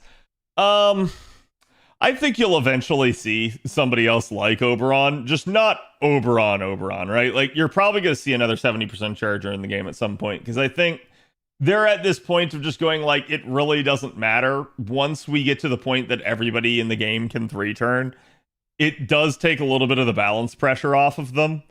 There's certainly units right now that can Black Grail loop, and interestingly enough, the more units you allow to Black Grail loop, the less impactful it is. Because, I know that sounds really weird, right? But so like, imagine the handful of Buster units that can Black Grail loop right now. Now imagine if it wasn't a handful. Well, that just means that every unit that can do it is less special, right? Like, it doesn't mean that they're not still capable. It just means that there's more options, so it's not like the original set of units that were capable of doing it are actually going like, well, crap, now we almost have too much charge. So that's kind of a good idea for them to maybe examine and potentially change at some point. I still have some free quests to knock out over here that I haven't gotten around to doing. Most of the time it's been because I've just literally been like sitting here popping blue apples. But since we're waiting on stream, we may as well try to finish some of these off. Oh, look, chat. It's an Ordeal Call free quest that has an Avenger in it. So at that point, what am I gonna do? Well, maybe I use a Moon Cancer. Huh. And you can see what I've been defaulting to.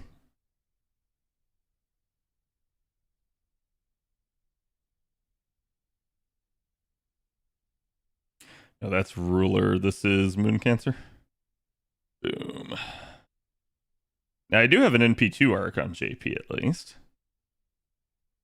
And since well...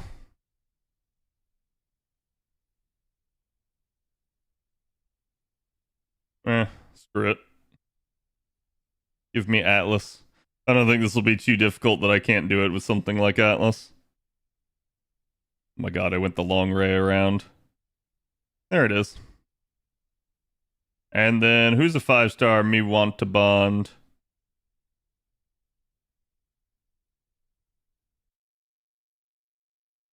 Aoko, getting there. Need to get her to bond 6 so I can at least unlock that append. I find it funny that the servant who gives the most damage is also the servant that gives the most charge. Yeah, like, that's where, again, I can look back at some of this stuff and go, they seem to have lost sight of some of the, like, core balancing stuff. Again, original lessons that they learned. I think they're beginning to relearn that sort of thing. I think they realize after the fact the impact of their mistakes. But, again, they can't undo it, so their only choice is to come up with some sort of innovative solution for how to, like, get around it.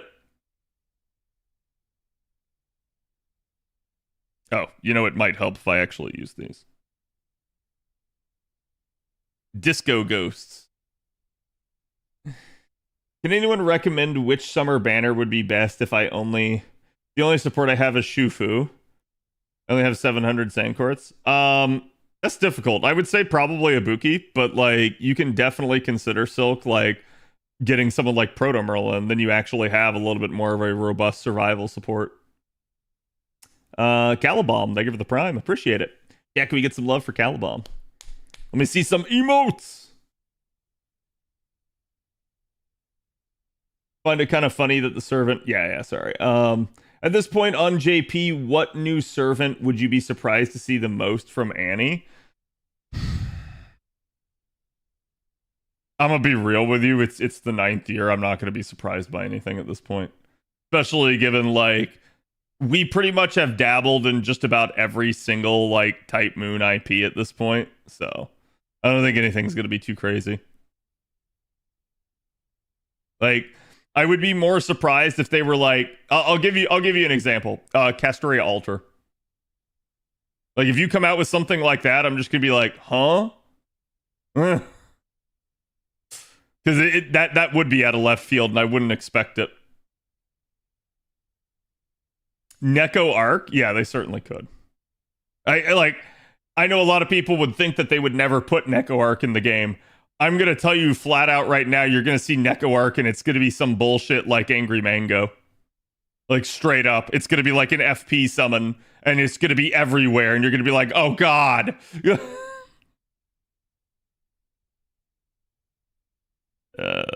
Blah. Okay. It might have helped if I did something like that. But we should be fine.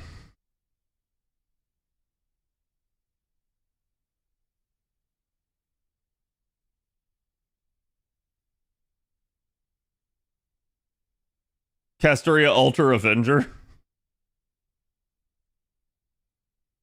Ma, the strange cat is back. Yes. We need more Rins. Yeah, like I've said it before, like in all reality, if we got a Rin for anniversary, I would be somewhat surprised.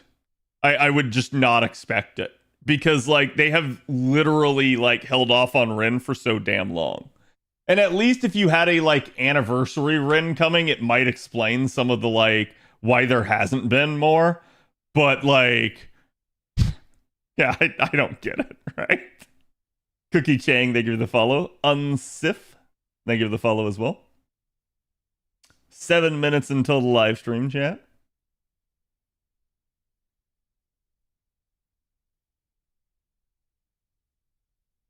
Not biased at all, of course. Is there an Avenger Artoria face? There is an Avenger Saber face.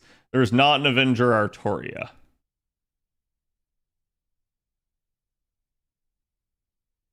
Maybe for Annie, more Knights of the Round that haven't had Faith's version yet. I would love that. I would actually love that. But sadly, I just don't see them doing that at this point. I think mostly because they milk the ever-loving piss out of LB6. So, like, they kind of need to get away from it.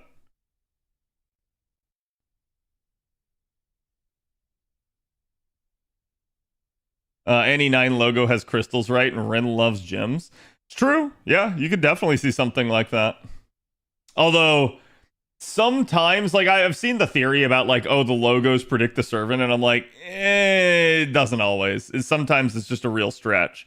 There have been some, though, that, like, straight up did.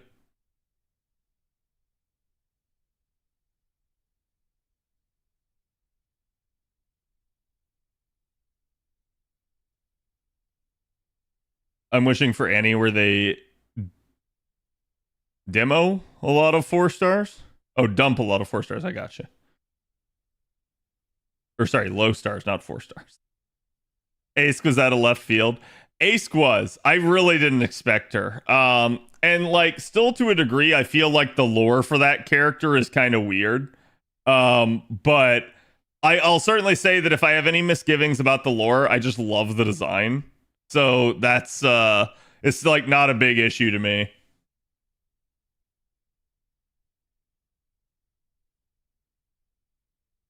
I'd love to actually see Agravain at some point, even if he's just a low star. What a weird release, yeah.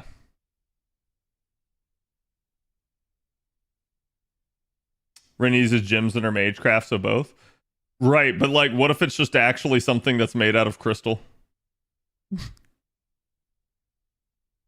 What if the theme is like, hey, look, in the background over there on a banner, there's a crystallized Ren and you can never roll for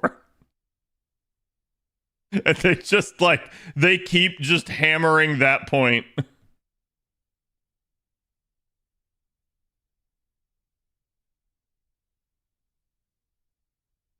Hmm.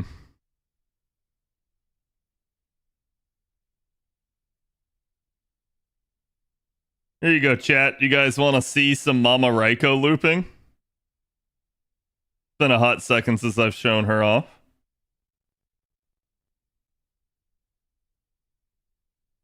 Oh, you know, it might help if I actually took the appropriate craft essence.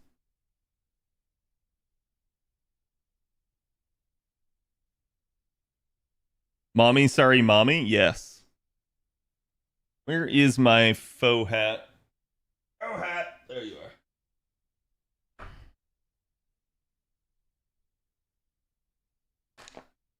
You know, it's a giant crystal golem, so clearly we'll get SSR Vikabron. That's true. That's a good idea. That's probably what it'll be. Now you're thinking with portals. Is Summer Scotty good for any 90++ node as a looper? It would require it to basically be a moon cancer. There are a couple of instances where there is a moon cancer, and yes, you probably can get away with someone like Summer Scotty. It would depend on your NP level, though.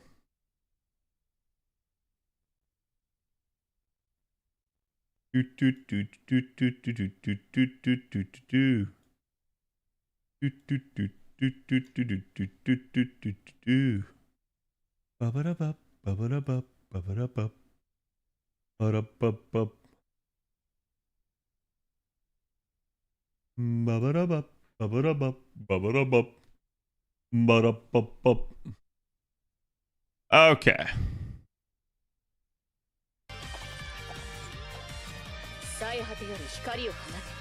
Let me get all of this in line, chat. Again, we will be doing the JPCQ after this, because that is something I still have to do.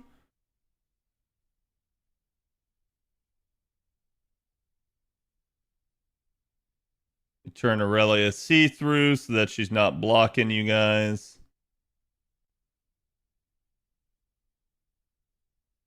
So again, we are going to be watching to see, do we get any sort of special announcement here? Ugh. Waiting for the news is suffering. It's all good. I know, like, everyone's been waiting on this banner. Again, at least the banners, like, themselves are going to come out relatively fast. Also, don't forget, chat, I will be rolling NP5 of Proto Merlin, aka Lady Avalon, tomorrow.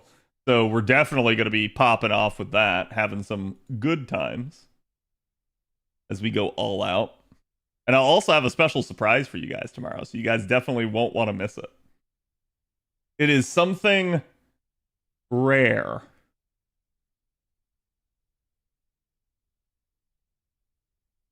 I can't wear my faux hat. How do you fit yours?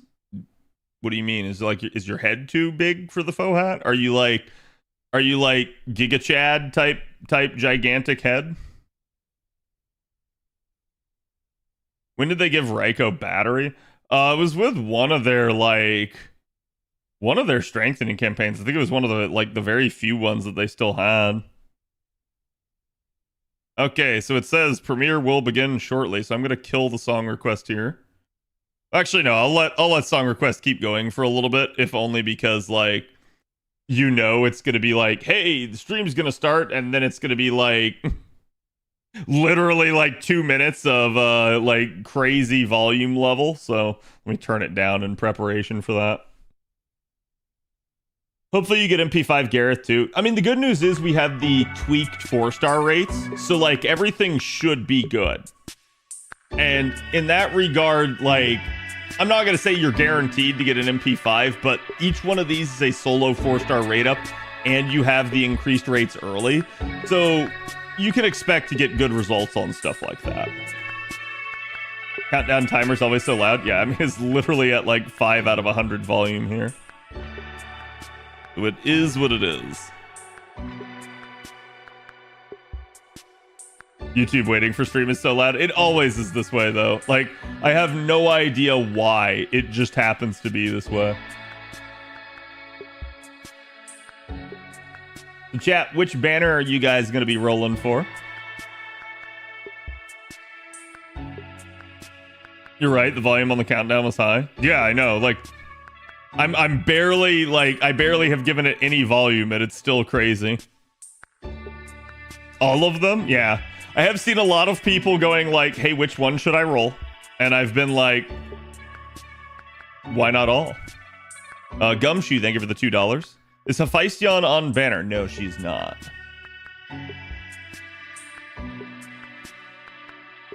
And thank you for the well wishes. Appreciate the support.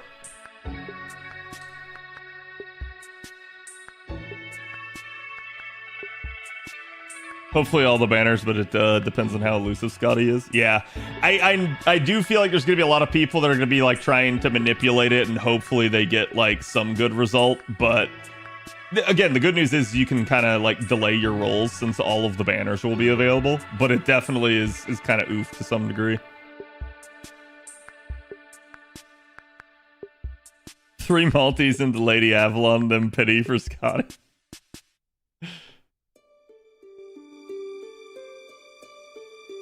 Yeah, I'm gonna try to get this volume right, chat, but it's probably gonna switch over to Albert talking, and then, like, he's gonna be really low.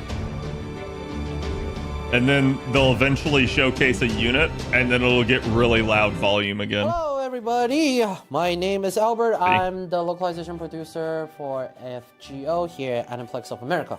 And I'm Michael. I'm the assistant localization producer for FGO here at AOA. Welcome to Chaldea Broadcasting Station, Light Volume 9, and this is a very long... The Arctic Summer World Chaldea's Magical Summer Theme Park pre-release special! All in one breath, very good. I know, I'm so proud of myself. And then a lot of things have happened in FGO recently. We just got back from Anime Expo. We did. Did you guys see us there? My brain is still like, whoa, what is it? How happened? They must have recorded this a while ago. What day is it? Where are we? For Anime Expo, yeah, a lot happened at Anime Yeah. Expo. So first we had the FGO Experience, Unlimited Blade Works. You guys tried that, right? Like, I hope if you were at Anime Expo, you tried that because, wow. Yeah, we work with Sony's tech team, and we Also, that's spent a lot rich of for time Gildas, they trying don't to get develop cocky. the experience. So we hope you guys enjoyed it. Yeah. There was also a lot of announcement at the FGO panel. There were some really cool announcements at the Some FGO really panel. cool announcement. For example, the Destiny Order Summon. What a surprise The that whole was. year yeah. early for I Destiny know. Order We Summon. did not expect How that at lucky are all. we? And Archetype Earth. Archetype Earth. So I hope. How did that go? So we hope everybody enjoyed the experience we had at Anime Expo, and we hope everybody got who you wanted. Yes, we very much hope that. Yeah. And so we're going into today's latest information. We're going to talk more about this event. So the new event is titled Arctic Summer World Chaldea's Magical Summer Theme Park. And of course, we'll begin with the prologue. So thank you, We're doing Michael. this again. I thought we were talking about getting someone else to do the prologues, that was... Thank you, Carl. So Carl's Is there Carl in the going to do it? background. No, he doesn't want to do it, so I'm sorry. Just, Carl, you're killing me. Yeah, I know. Just one So time. chat just have to spam Carl. Yeah, We those want Carl. corks You we want guys, fluffy. just Carl. talk, you guys hate Yeah, me doing so- it. I have an annoying voice. Like, you're tired of it. We need Carl to do it. So we No, can screenshot Michael, you're all so that, much better than send it Albert. to Japan next time and just But say, maybe don't say a bunch hey, of we're- mean things about me because I'm really We're going to sensitive. have like Carl read this prologue going forward. But Yeah, but for now, for now. fine. I hear 4+ people, yeah. Searing rays of sunshine and sweltering heat herald the arrival of summer. Will this year's summer vacation be a vacation by the beach? A trip to the mountains? A grand treasure hunt? No. Cookie cutter summer plans are so last year. The usual midsummer singularity appears, but this time in the Arctic. Prepare for the ultimate embodiment of ice and chill. Was this part of someone's grand scheme? Or is it some strange consequence of the summer heat? Whatever the cause, swimsuit-clad servants travel one after the other to the singularity, where a huge amusement park themed after the Arctic Circle is constructed. A paradise it may be, but it remains a singularity, and so there's only one thing Master needs to do. Under the pretense of repairing the summer singularity, also known as Operation Let's Enjoy Summer, Master and party head to the Arctic Summer World. That was actually really good. Carl, you have to step up your prologue reading game next time. From 0 to whatever see if I that can was. read that Especially script. the cookie cutter summer plays are so last year. I'm never going to live that one down. And It's really important that Albert wanted me to do that. And I just wanted you to read it. I didn't. I didn't have notes like be so so last year. But this event actually sounds really nice. I personally don't like summer just because of the weather. I can do okay. So please send me to this Arctic summer. I don't know what the summer weather in the Arctic Circle is typically like, but I will take it over ours. I was gonna say they're in California, Yes. chat. So And let's take a look at the story part and Let's take a get look. to see more in detail of what the event is about. So let's take a look.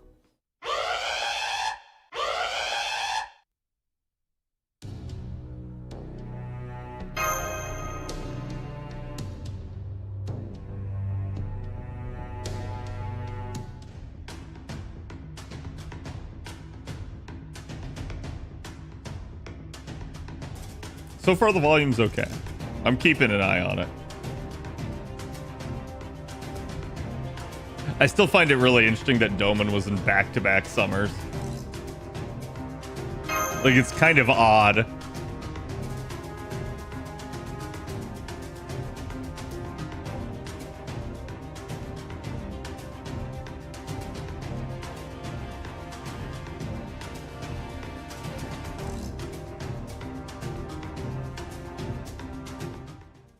Last summer he was just kind of there, yeah.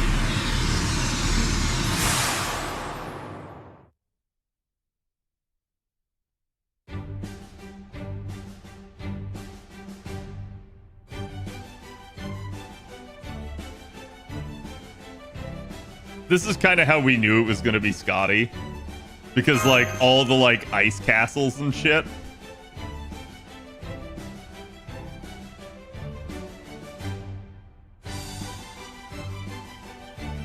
Because a lot of people were already thinking we were going to get Summer Scotty. Jesus.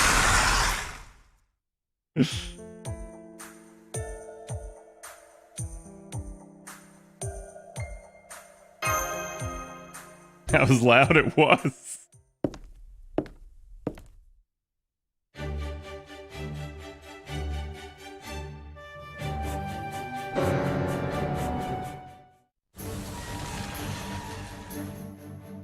Okay, I was getting prepared for it.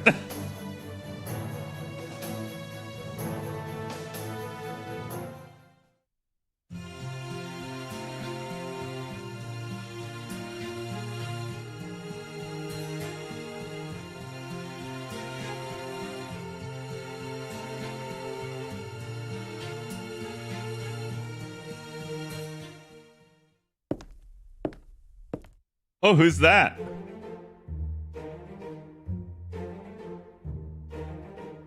I still remember everyone was like, what? When she got revealed. Nobody expected her to be here.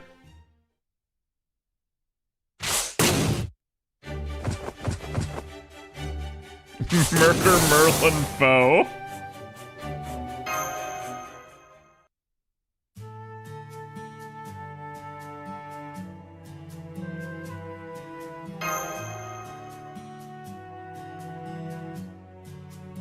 Yeah, chat, it's Maggie Marie.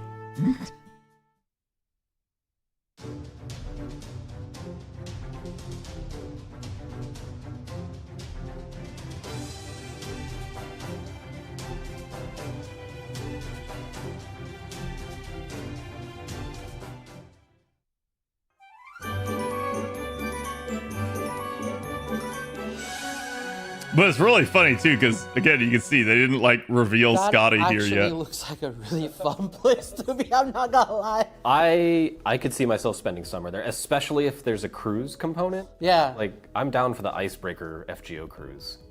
Let's do it. I think we should. All right, let's do it. I think it would be awesome. And then also, who is Lady Avalon? Wow. I wonder. I've never seen Fo act like that before. Why is Fo so aggressive? Oh my god, who can she be? You'll have to play the event to find out, Albert. Yeah. Everyone knows. It's Proto Merlin. Speaking of new servants, we actually have already released, we have Teach 2. Yeah. During the FGO panel during Anime Expo, so let's review them again.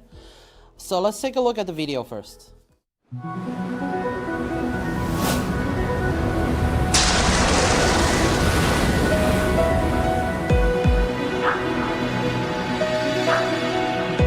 Oh, sorry, chat. Stupidly loud.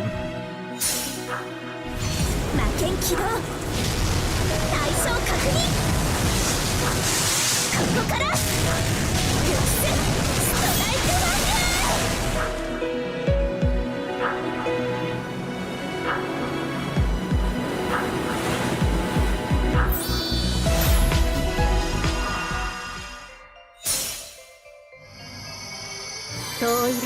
And then everyone was like, oh, what's the NP gonna be? Oh wait, it's Merlin. 兆しを抱いて歩みなさい。ウィンズ・オブ・アバロン。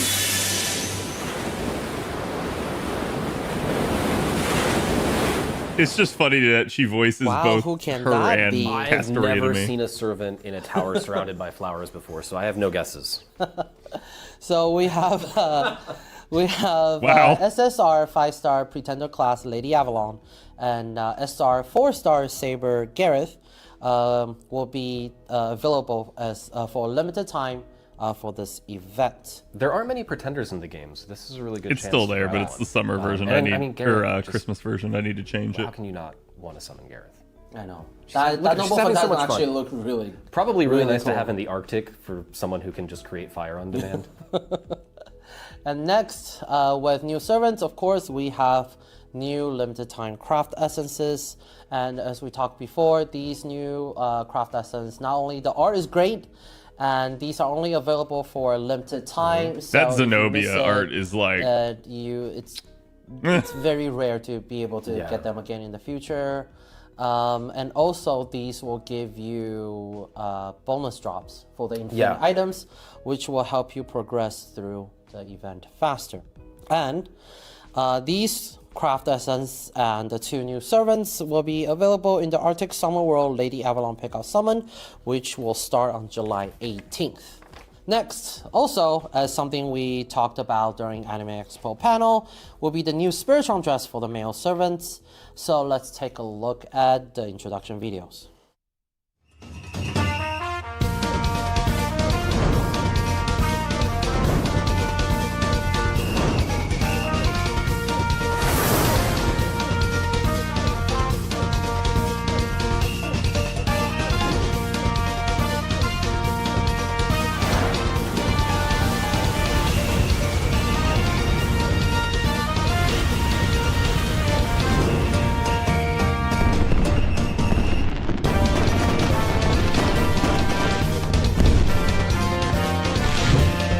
Oh, sorry, it's loud again.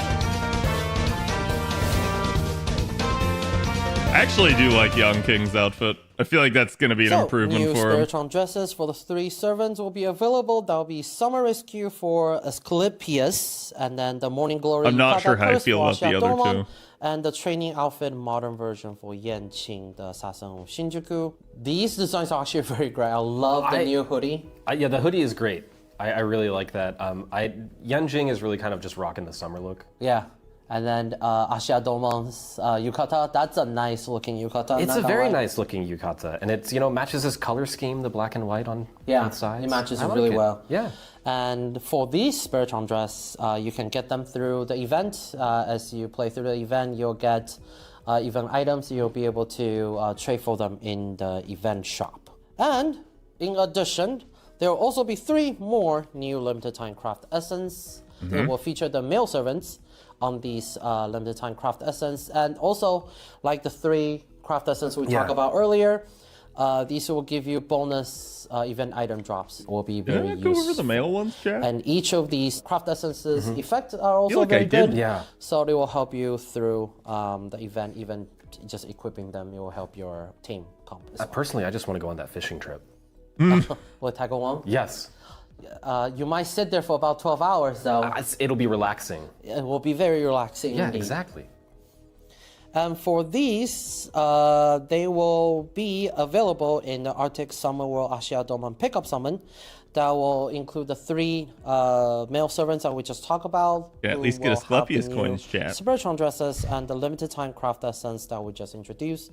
This pickup summon will be available from July 18th as well. Buy a But yukata? wait, There's more, isn't there? there's more. Of course there's more. Let's take a look at the next slide. So we have more servants that we want to introduce. So this one is the event limited servant that you can get just by playing through the event. Who is it? So let's take a look at the video.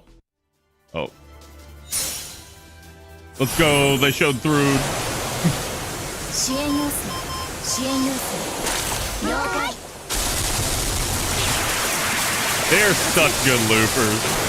It's so nice having an actual assassin looper.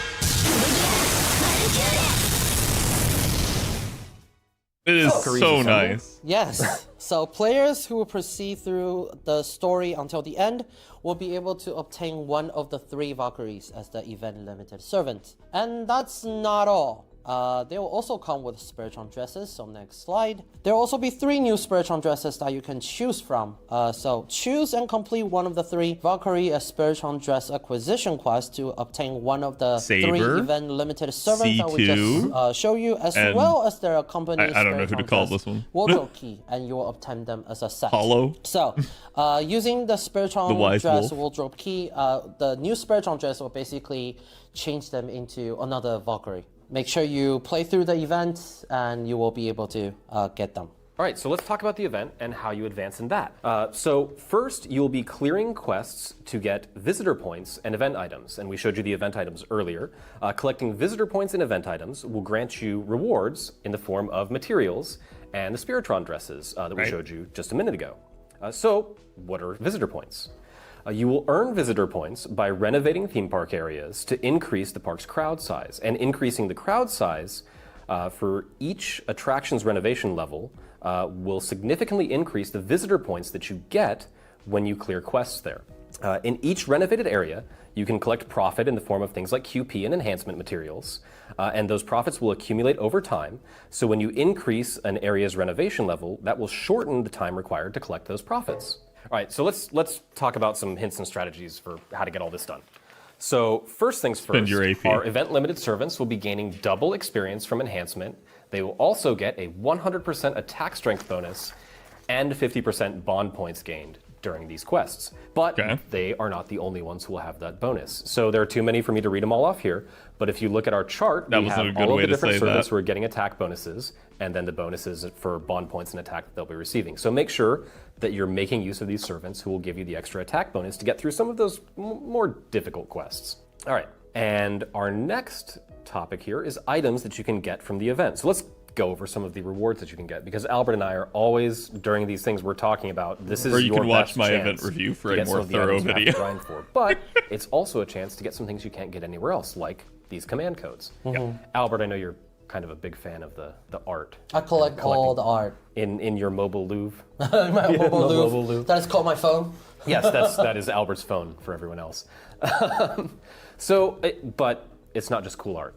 These are really useful. So our 4-star command code gives you a C-star gather rate increase on the card. So those of you who are looking for very specific kinds of crits, this is great, especially because it also makes that card ignore defense, which is a great tool for getting through some of the more difficult battles. Our next command code gives you the ability to remove a debuff from yourself and heal for 250 HP every time you attack with that card. So that's a really good command code to be using in boss battles or challenge quests where you're getting a lot of debuffs. And our final command code removes a critical rate up state on an enemy, and when that removal is successful, it decreases their defense to arts attacks by 10% when you attack with that card. So if you have an arts team and you want to lower some of that arts chance, some of the arts resistance, this is a really great command code for you to be equipping.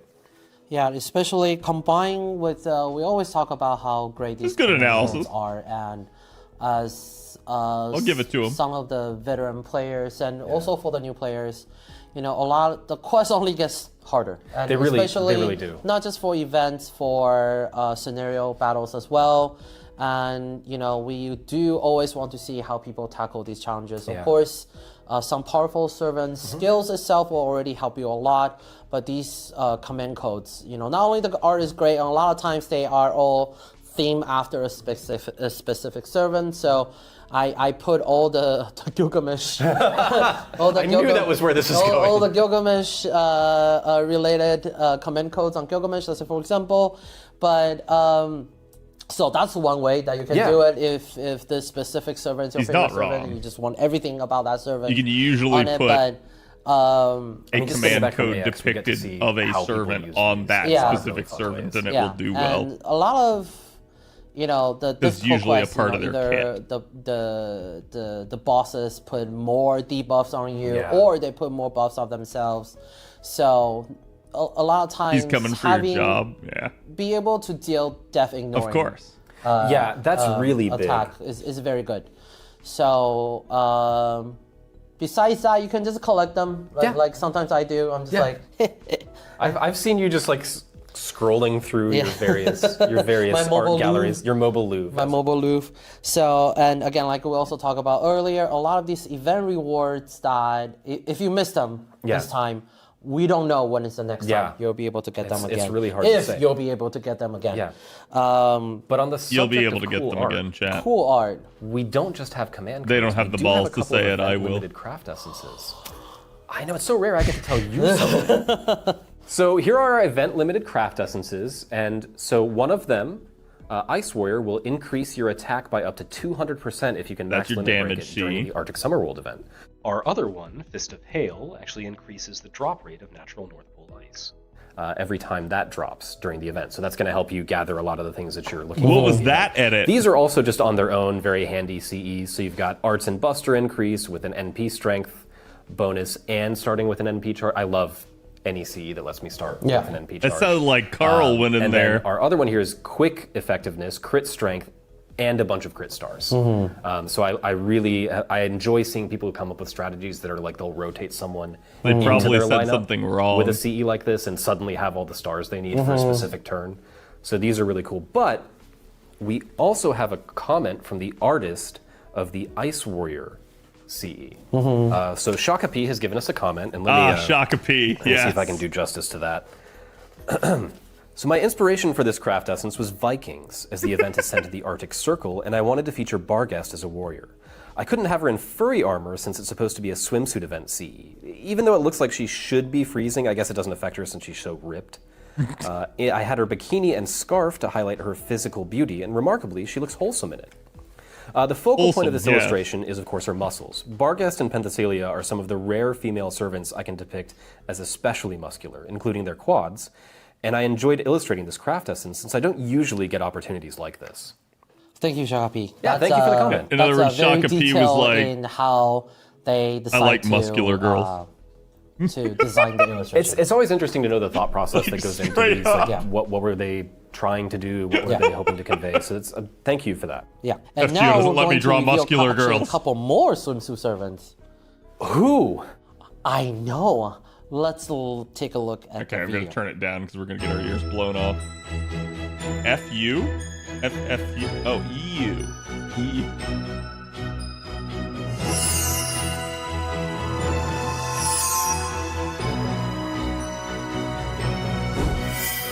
Actually do like her design. It's pretty wholesome. これなるは少なびこのより借り受けし波の穂に乗り来たるさや舟常世とうつしおを噛み結びいざ再び雨土を開闢せん雨の鏡の船 I'm not sure about the animation there, but like... So, Utsumi Erise will She be does, like, a available flip as a attack. 4-star Avenger. Is she and single that target outfit- arts? Everybody looks like they're I love about a to woman have that so can much kick my fun in ass, this yeah. amusement park. And, Her NP is just her having fun. Yeah. Like, it's just like, oh, by the way, and she throws the thing at you at the end, but she's just like, that looks really fun. So, please beat me there. I want to go. And when there's a 4-star servant, of course, That means there's a 5-star servant, doesn't it? there is a 5-star servant. So Please let's, tell me who. Who is it going to let's take a be? look at this video.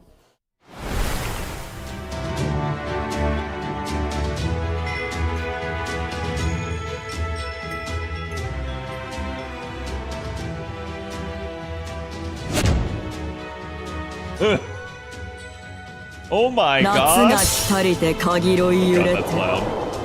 雨が来たりて命が騒ぎお山のふもとを流れる山間に分かれて神となす息吹の御霊八脈怒涛 So a new 5-star SSR Berserker Ibuki Doji will be available for limited time as well. The Noble Phantasm animation looks really cool. That was really cool. I Yep. liked it a little bit. I kind of like. It's also a pretty fast MP, too. Yeah. Like Right the there at the accent end. toward Yeah. the end with the waves. And we also got a sneak peek of what could be a different outfit in her different ascension. We did, didn't we? So please, when you have We the have chance, maintenance get tonight. Ibuki Doji and check it out for yourself.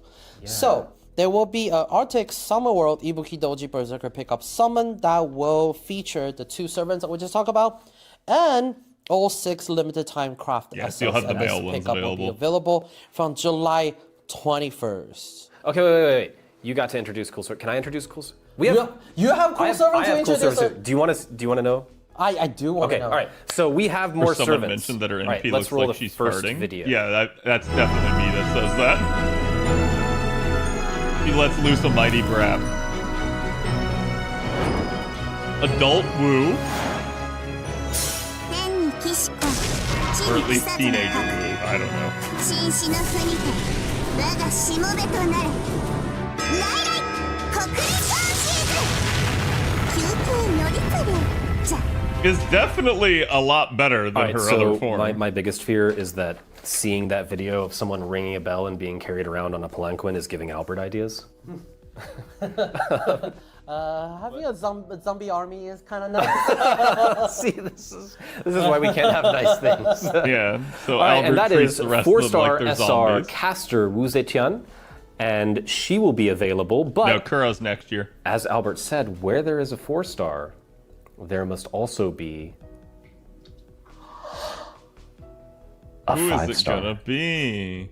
Who can it be? Who indeed? I'm not going to tell you. I'm going to close I'm my going to- clairvoyance. Okay, close your clairvoyance. I'm not going to tell you though. I'm going to show you. Okay. Don't worry, Albert. I won't close my clairvoyance.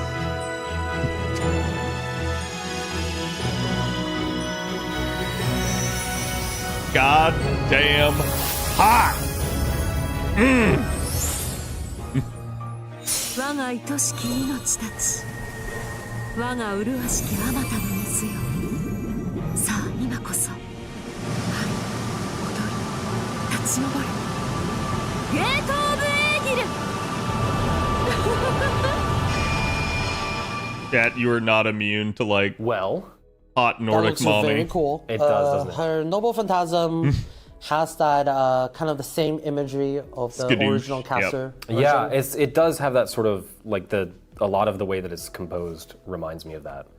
So that was kind of a nice touch, but with a very summery oceanic Yeah. tilt to it. So, and I mean, I'm always happy to see more of Skahach. Shisho in any faces form, keep hitting. including They're Skahach, always Scotty. good. So this is a cool addition. So make sure that you take your opportunity to get 5-star SSR ruler Scotty this year. And that will be part of the Scotty. Arctic Summer World's Skadi ruler pickup summon, which will begin on July 24th. And that also, like the others, will include all 6 limited CEs. Yes. And we show you a lot of information, so let's summarize everything a bit. So you can see we have a schedule here that features all the pickup summon that will be available for this event.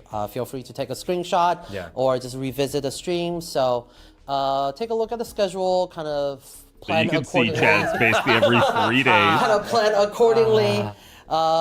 Some I still have a lot of leftover send cords from the 7th anniversary. Yeah, that was a lot. On the 18th, But on Sunday for make sure Ibuki, you keep track of and on Wednesday. when these new servants will be coming. But I think they said and it's like some of them to your Chaldea. Yeah. at like And 2100, next, so it's probably of course, every single midnight new event will Eastern. have a new So it event may actually trailer. be like the Let's next take day. a look at the animation trailer for this event.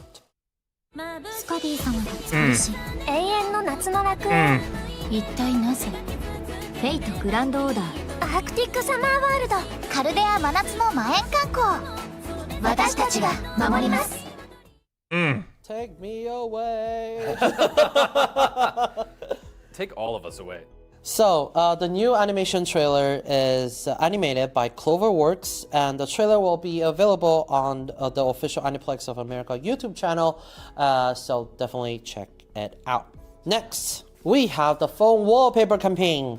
So, share the special website for this event on social media, and you can get I an didn't talk original about this stuff. wallpaper for your phone. The new wallpapers will be released on July 21st and on July 24th, so get them for yourself. Let's talk a little bit about part 2, chapter 7. Oh, yes. So, Kano-san have already Unexpected. mentioned this information during the Anime Expo panel, but we'll just kind of like to recap it here. Part 2, chapter 7 will be coming in Late December December. of this year, 2024. AP costs have already been permanently halved for main quest all the way up to part 2, chapter 6. So I hope everyone can use this opportunity and catch up to the main quest before December. Get your story done. And also play through the events, gather all the materials, and gather all the level up materials, all the embers, the full cards, all the related material to level up your servant, to level up the skills. Wink, wink, because of my clairvoyance, you will want to level as many servants Yes, you will. as possible. Which, I mean, We've at- been telling at you AX, that, Chad. We've already been given a fantastic reward for ascending servants. Yes, and I'm not going to say any more, and I'm not going to say why, but We don't know why. my special clairvoyance power. I'm like, why are you What was covering that? one eye for that? Are you Odin? So, but as we always say, all these event rewards are very Albert's so much better beneficial when Michael's here. It's Level. the fastest way to get these things, Yeah, like by a long to shot. level your favorite servants, and you know, the events, some of the high difficulty quests, the Yeah. story quests will only get harder and harder. So use this opportunity to level all your favorite servants. And even some of yours who are not your favorite. Just level them up. And lastly, we'd like to talk about the social media campaign. We held a social media campaign for the pre-release for this event, Arctic Summer World. I forgot and we about have this reached and the I goal. just retweeted it anyway. Awesome. So thank you everybody who participated. And with our goal reached, we'll be giving away 6 Send cords in a few days. So please check out your present box later on to claim the rewards. And time flies when we're having fun. It does, doesn't it? We are reaching the end of the program today, and we share That a was lot of fast. information. What do you think about all the information we just covered? I want to go to the Arctic Summer World. See if they Yes. talk about anything else. That's my main takeaway. But also I, We should get I more have some quartz planning for the to do stream. for some servant summoning too. So You can check out the schedule we just posted. I have the schedule. So, yeah. How about you, Albert? Gacha responsibly, plan accordingly, and we yes. hope you guys really enjoy the Yeah, event. this is a really Not fun wrong. event. So And there's a lot coming in Yeah. the summer, so we hope you guys all enjoy. Also, I don't know if you guys realize we have kind of like Senkords here, so Yeah, I want next that. time when Yeah. we announce a Yeah. Senkor, we'll just be like, You here's get a Senkords. Senkords. You know, you get a Senkords. These are great. These are great. Currently, we I don't know what's Take a the bite plan out of for one. this yet. But I'm we keeping have a all of lot them. Eat it. That's the plan. Eat it. So we hope to see you again next time. So bye. Yeah, that was really fast. So we'll recap that here real quick, chat, because I want you guys to have a little bit more insight on that. Basically, like, I'm surprised they talked a little bit about LB7 there at the end. It's interesting because Mr. 2 gave us more information than this. We were literally told on the slide that was playing while Mr. 2 was talking about it that this is actually going to be late December, which the reason that's significant is because this tells us that it's coming out exactly when we normally would anticipate it to come out. You're not getting LB7 early, okay? And to be fair, we pretty much knew that was going to be the case, but I had seen some people asking, do you think we'll get it early? No, you're not getting it early. It's happening late December. It's exactly like we thought. So, again, nothing here is out of the ordinary. I'm just surprised that they didn't include that late line because, yeah, there was a little bit more info there that basically Mr. 2 gave out during the anniversary stream. Again, they did end up giving us all the units. I have unit analysis videos out for every single unit this summer. The only exceptions would be like Asclepius and Yang King. I don't have videos out for them, but I do have it for everybody else. Again, just wanted to briefly mention this because this was really weird. They actually like dubbed over this when Michael was talking about this craft essence. I assume that Michael originally said something incorrect, and so Carl had to come in and actually dub over it with something else. The only issue I had with that is Carl's voice was like way lower in the mix than the normal stuff. But yeah, the only real takeaway here, chat, is this is your damage CE, and then this basically is your drop bonus CE for the fourth currency that is available in this event, which is the ice.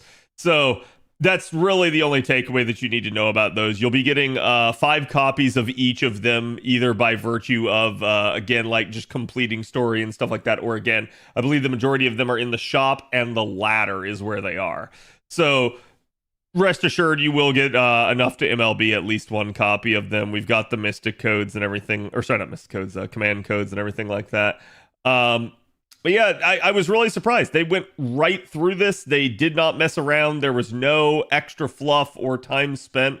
Maybe they were tired because of, having been at Anime Expo. I suspect that they got done with that, and then probably within a day or two we're already recording this. So I wouldn't be surprised at all, because they got to give the editors time to work on it and everything like that. So I wouldn't be surprised again if that's part of the reason that it was so quick, is just that they didn't really feel the need to fluff it up too much and promote a whole bunch of stuff, which is interesting because they did just go through Anime Expo and Anniversary, so I'm surprised they weren't trying to merchandise us to all hell, especially since they can't do that during the Anniversary stream.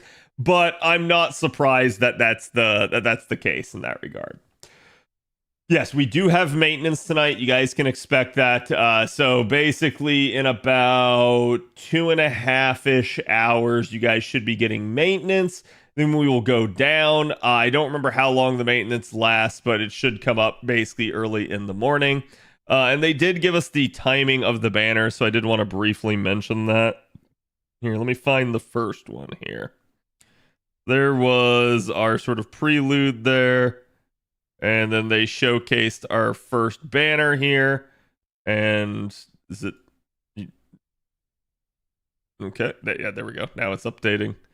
No guesses. Wait. So we have... did they not tell us when the event is coming? Or did I, gloss over that and I didn't pay much attention to it? Did they actually not tell us, hey, it's coming right after this? That's interesting. They normally do that. 1 a.m. PDT. Yeah. So basically, chat, that's again, we're gonna go down for maintenance at basically 12 a.m. EST, and we will go essentially live at basically 4 a.m. will be when you guys are going to be getting the new banners in the new event. That's really weird though. So anyways, this first banner will be available right away. It's Lady Avalon, and who's known as Proto Merlin, right? And basically Gareth Saber there. And then our second banner is actually the male banner. You guys can see they were talking about it here. Memer, they give it a follow. Hold on, let me get the timing on this. It's really weird because I know they showed there it is. So again, you guys can see this is 7:18. Okay, so this was 1 a.m. PDT. So at that point, then it actually would be on the 18th is when that one's out. So we pretty much know based off that. I don't know why they didn't put that on the first banner slide. Then they showed off our welfare. Do keep in mind, chat, you where is it? Where's our welfare here? So you can only pick one of these. Okay, you can only pick one of the three. You will get a costume that is assigned specifically to each of these. So like this one will get a costume, this one will get a costume, and this one will get a costume. But you can't pick your costume. There's just one costume that goes with each one. So your choice will determine not only which Valkyrie you get, but also which Valkyrie costume you get. So go take a look at that. You can check out fandom, or again, check out my video on it. I talk about them. But yeah, you can only pick one. They have not come back. There hasn't been a rerun yet for the event, nor has there been an evocation festival for it yet. I would think this probably has a really strong chance if they do the whole vote for a rerun thing again next year on JP, that they will probably get a rerun that way. But regardless, they will come back in the Evocation Festival at some point. So rest assured, there will be another way to get them eventually. Just assume that for right now, you're going to be stuck. You're going to have to try and make your best choice. You can only pick the one. Again, they talked about a little bit more stuff here, just kind of going through it. And then finally we get to the second banner. And like, they just really accelerated from this point on. I was really surprised at how quickly they flew through the additional units. They didn't talk very much about like what they actually did. But so you can see here, this is on the 21st at basically 2100 PDT. So in their eyes, this is the 21st. For us East Coast people, this is essentially midnight at the start of the 22nd is when it will be coming out. And that's the whole reason I wanted to point that out, so that nobody goes like, Cad, you said Sunday. To be fair, I said Sunday based off of their schedule that they showed off here. So it's actually not going to be Sunday. For the majority of us, it's going to be Monday is when it's available. So just keep that in mind. That will be a thing. And assume that, again, you can either stay up late and try to get it that way, or you can obviously, wait until it's actual Monday. So probably for someone like me, don't expect me to be rolling on that Sunday. I will instead be rolling Monday. And this actually does work out perfectly for me, because that means that we will be able to roll tomorrow. Again, I will be rolling NP5 of Proto Merlin. So like I said, you guys can certainly show up for that, and I will have, a surprise for you on top of the NP5 rolls. And then, I'll probably be rolling Monday for Ibuki, and I may wait. Like, it'll depend, because essentially Wednesday going into probably more likely Thursday will be the Scotty roll. So I'll probably roll for Scotty, and then I might delay and roll Ibuki on like Friday there as a like, hey, let's see how the other two shake out, because I may get shafted in the Proto Merlin rolls, but I will be rolling for all three. The only question is again going to be how much. But yeah, it's a good thing to denote that, like I said, that the timing on these banners is going to be at 2100. You can see it down here. It's a little bit hidden behind the caption there, but same deal basically for the final one. So keep that in mind. There is also, as we mentioned, the male banner. It's kind of snuck in here. It's a little bit difficult to see based off their graph. But essentially, day one here, you're going to have the male banner and the Proto Merlin banner right off the bat. The good news is, guys, that means that pretty much by the first week here, you guys will have all banners. And as we mentioned before, all of these banners continue until the end of the event. So what that means is you can wait, you can delay your rolls and say like, hey, maybe I want to see how I perform on Summer Scotty first or Ibuki first. And then you can go back and roll on like, say, Proto Merlin or again, one of the other ones that you didn't. You can kind of strategize how you want to actually approach these banners since they will be available. Like after this first week, you will have 2 whole weeks of all of them being available the entire time. So that gives you more time to potentially have additional rolls for them. It gives you more time to figure out what you want to do in terms of NP levels. So definitely a thing that you can do. Again, do keep in mind that you do have a lotto coming up later this year. This will be our first ever node with 90++ farm nodes. I'm going to have a video coming out about that for you guys tomorrow and how to kind of approach those nodes. So definitely make sure you guys check that out.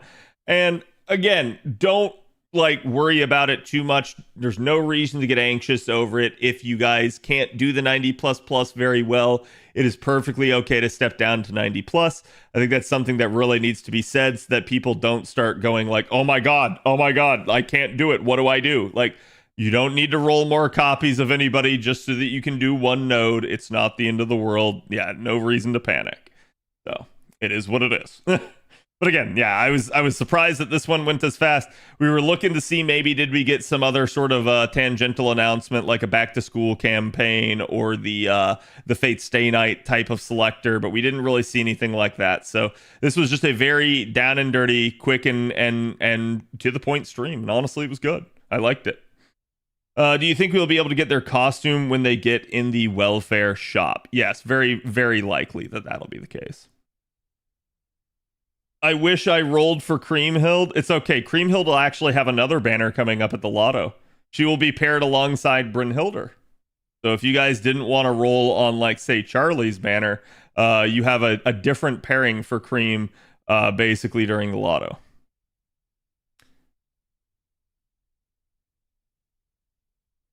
Did I miss announcing who the anniversary server was? Yeah, this wasn't for the JP server. JP will be having some streams soon. Again, their anniversary is August 3rd through August 4th.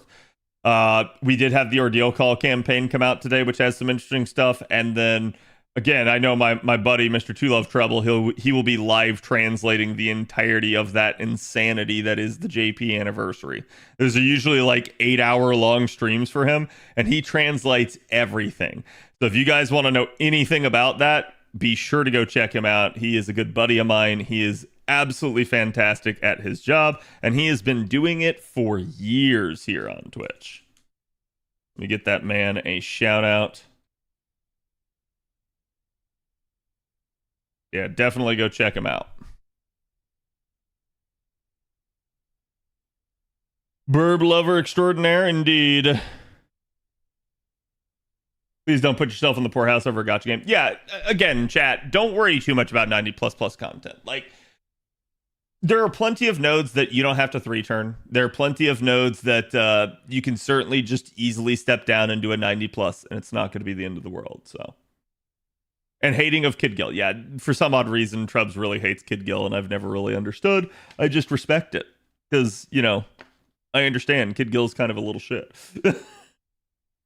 Instructions unclear, taking out second mortgage. Yeah, don't do that. Don't do that, chat. You definitely don't want to, like, ever end up in a bad situation. I know there's going to be a lot of temptation. This is going to be a very, like, high pressure situation for a lot of people because we have 3 really good banners with units that people have been looking forward to for years. A lot of people have planned their rolls around this for the entirety of the year. So what will be. I believe almost all of these units, if not all of these units, get a rerun banner. So don't worry too much about it. It's no real big deal. Get who you can get. If you end up not getting what you want, or you maybe don't snag as many copies or as many people as you want, there will be another time. Please understand. So there's always another time. It's not worth, again, as chat's saying, like, betting the farm on this. But your waifu will remember that? Listen, that's true, but if your waifu was nice, she would show up faster, right?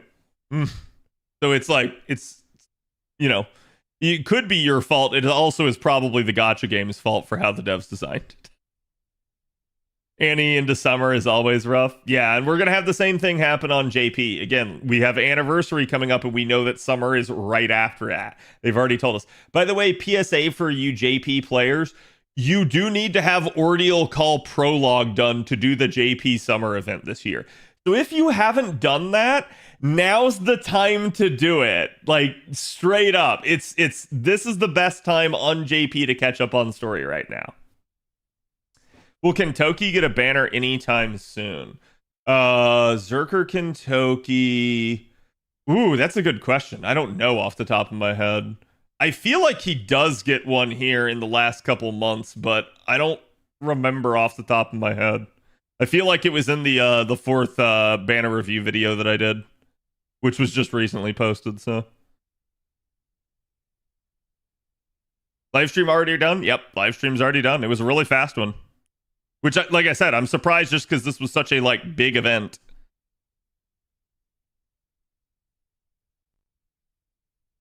Which hour will the banner launch? It should be at 4 a.m.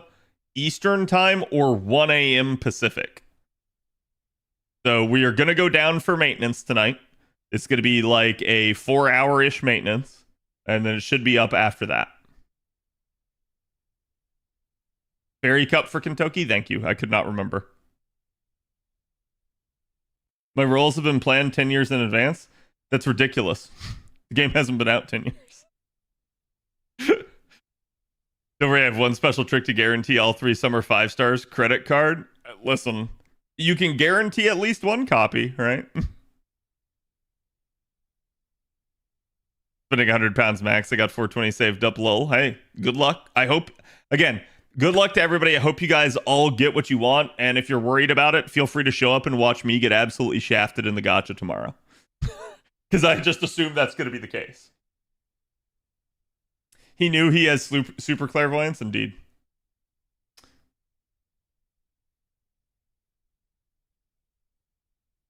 Tutu has confirmed that her Summer Merlin drawing. Wait, what do you mean? Fernando, thank you for the follow. Let me turn the song request on. We are going to be getting back into basically doing the CQ. And again, if you guys got any questions about summer or anything upcoming, feel free to ask. I'm always happy to answer.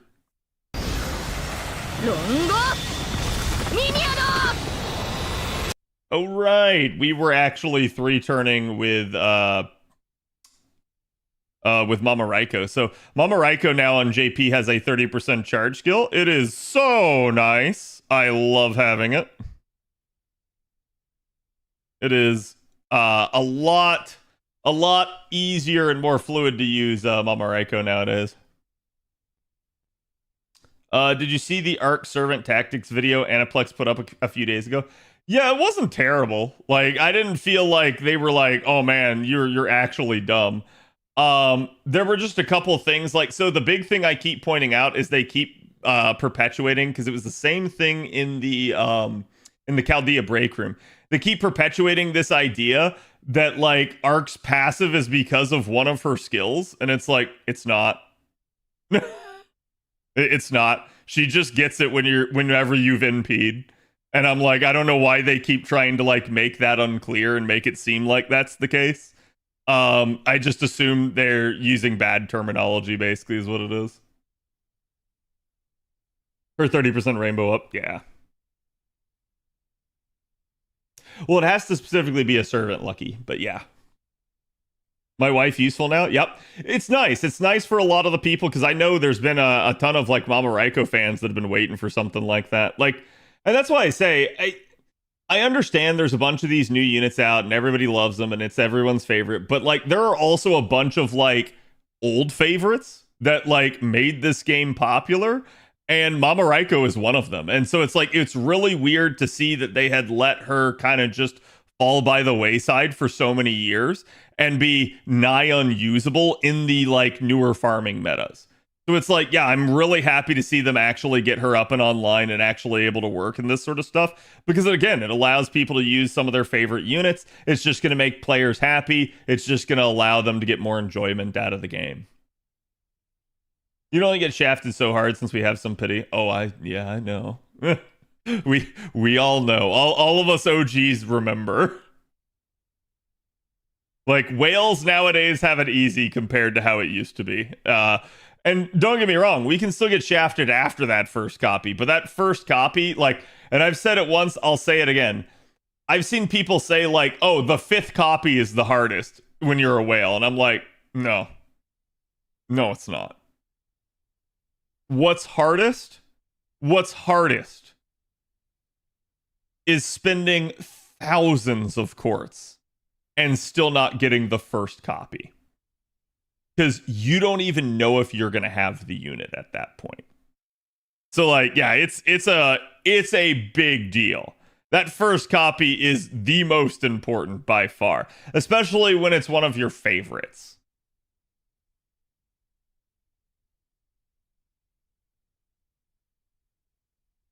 I'm okay with Iskandar getting some form of charge. I don't have like a huge issue with it. I know like people would want him to be like cracked as dicks, but yeah, Iskandar does really great damage. He literally has all 3 buff types in his kit. So it's not like he needs a lot. He just needs something, and what that something is can be something actually pretty small if they wanted to. Free pity was pain, yeah. It is really rough back then. Okay, so where's my Dragon Castle? I have no idea what the CQ is like. I can see that it has a multitude of units. Okay, so it looks like it's Hibiki and Chikagi, Fujino, Daiko Kuten, and... oh, King Hassan. Fantastic.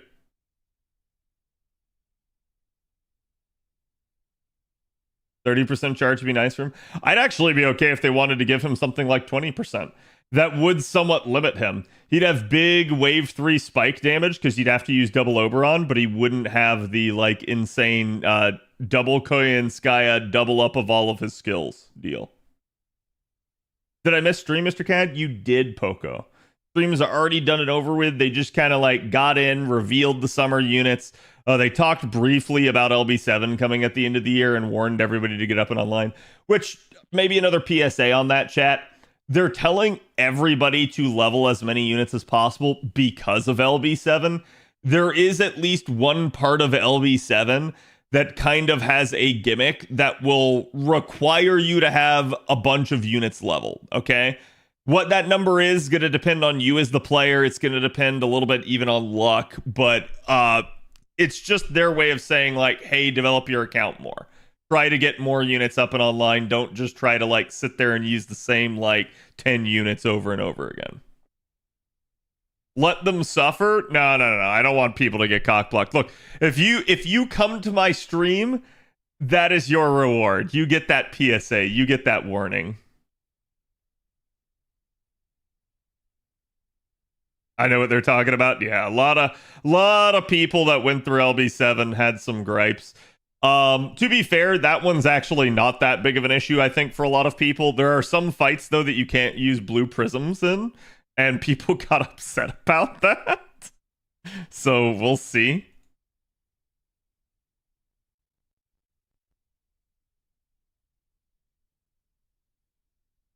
I wonder what is that gimmick, yeah. Jezza, thank you for the 13. Happy summer, thank you, appreciate it. Yeah, can we get some love for Jezza?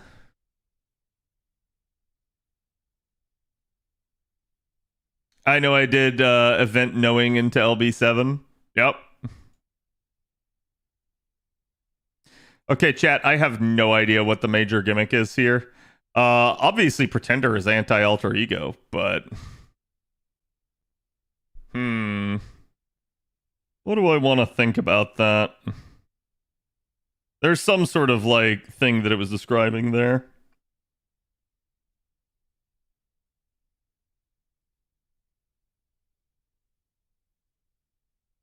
Sounds like they're going to force us to constantly change our servants because the last ones used will be locked.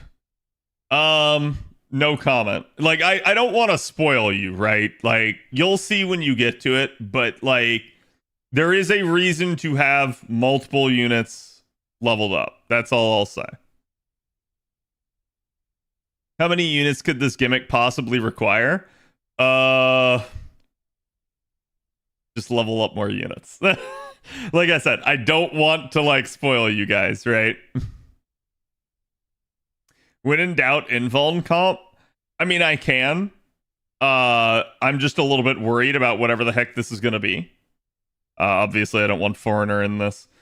I might throw like comma into my backline for the anti-alter ego.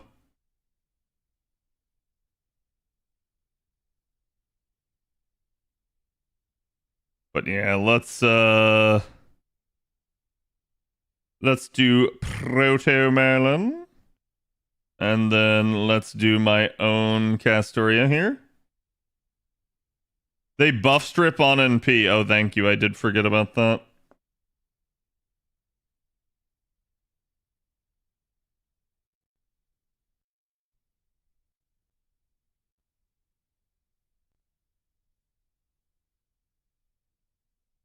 Muchachi time?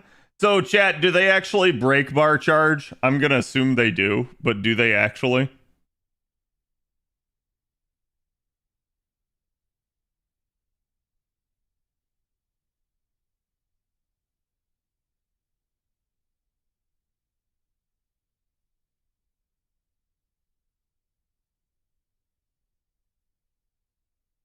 Is this damage C? I don't remember.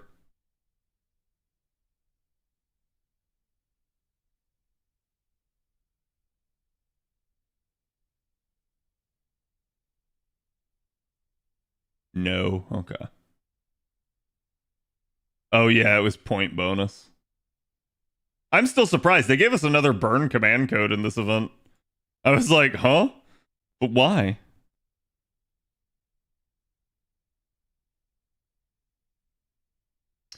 Do I want the starting charge?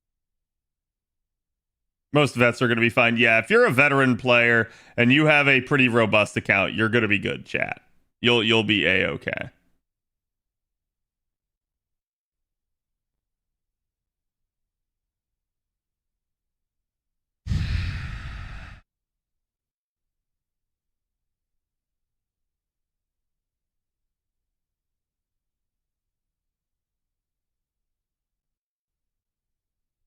Hold on.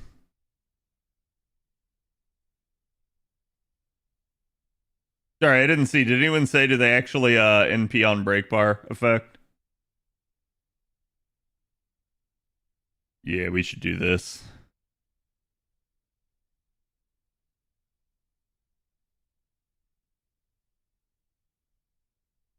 Has Arturia Archer rerolled yet? There are like more banners for her still to come. I mean, we'll finally have 5 burn command codes. We've had 5 for a while now. Yeah, it's nice to have more. Yeah, whatever, chat. Let's go in. We'll do it blind. I have no idea what the mechanics are. I just looked at what the enemies are. I'm gonna assume King Hassan's gonna death proc my ass and I'm gonna die. So it is what it is. I should have probably taken somebody that had buff removal resistance so all my supports don't die.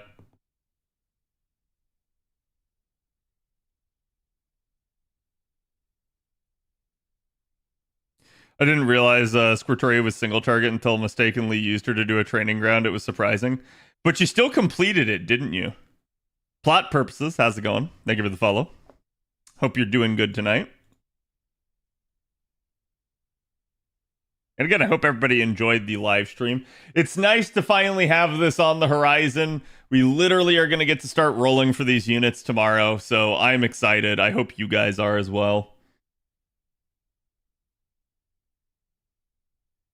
Pick all of them off one by one with Draco. Yeah, they are all servants, so that definitely could be a thing to a degree, although Draco wouldn't be that good against them. Oh, fantastic. They have damage resistance. That's just what I want.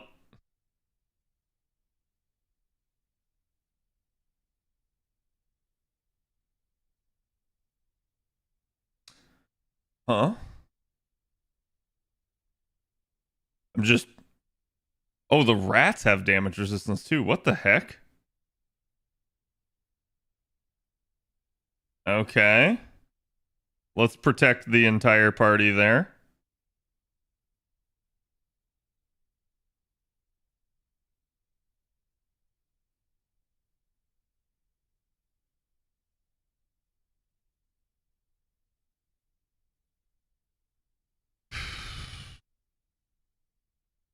How do I want to handle this?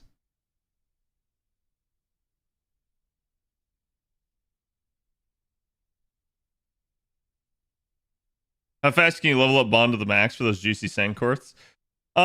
You can try to like blitz it. I usually don't advise it because the problem with that sort of thing is that if you do that, it may come at the expense of taking like actual craft essences that you need for other stuff. I've seen people sell out like on the Bond before, but like it's okay to get it. I just choose to say it's probably better to actually like bond all of my units over time rather than like, hey, let me just hyperfixate on one particular unit. Do I need to level up the skills in my roster for that LB7 thing? You might want to, at least for like several of the units, right?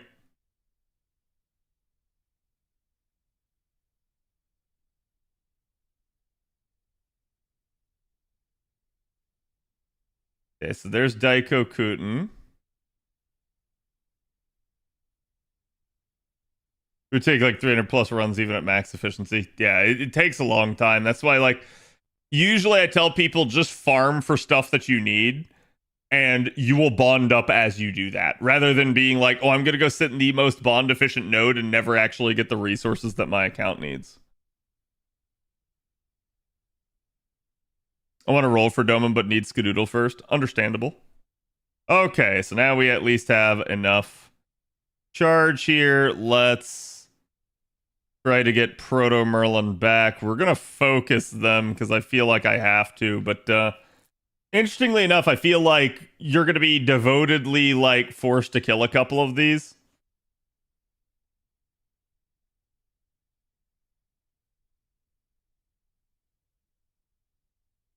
God, yeah, how the hell am I supposed to do Hibiki and Chikagi? I feel like this is just gonna fail miserably.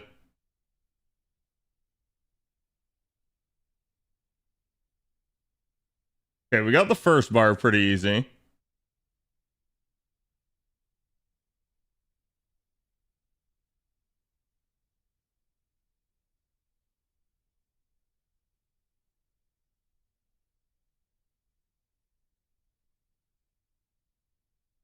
Okay, thankfully we had a dodge there.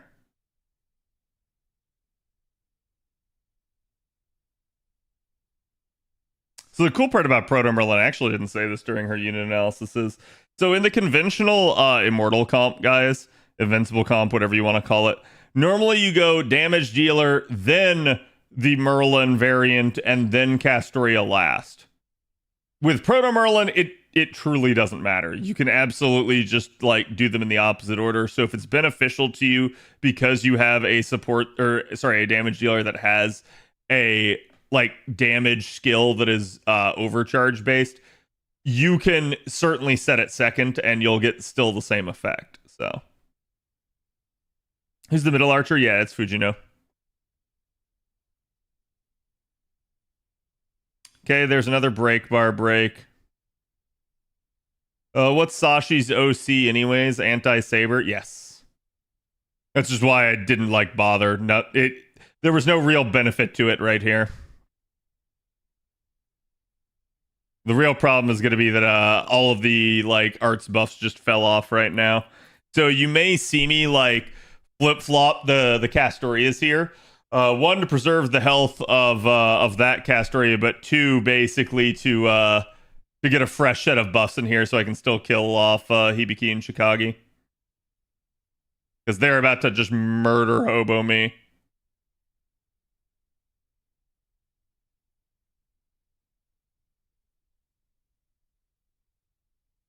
On top of probably King Hassan as well.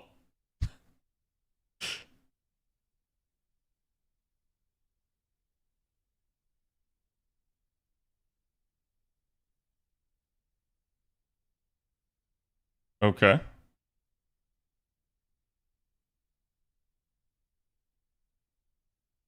Definitely gonna do that. Will I have enough damage?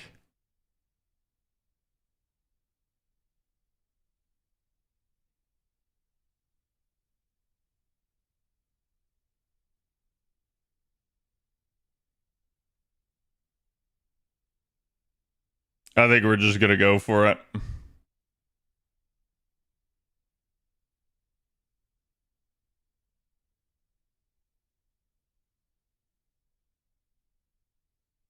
And we're gonna do it like that, because either way, Fujino's gonna NP my ass probably, so it's better to try and like get both of them dead. Boom boom boom is boomer plap plap plap. Yeah, that's one way of saying it. Like, chat. It's really funny, but most of the stuff that like Gen Z idolizes probably came from like millennials, aka boomers, right? Okay, so we still didn't actually kill.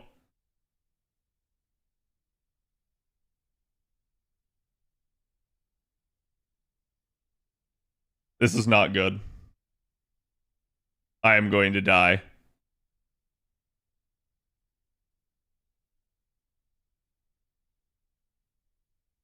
Funny seeing all the FGO tubers live right now. Are they going to wait through maintenance, Lamau? No, I'm not. That C is also cheaper to use at only 5 cost compared to the usual 12. Yeah. Oh, Proto still lived. That's actually really nice. Unfortunately, I'm about to really die.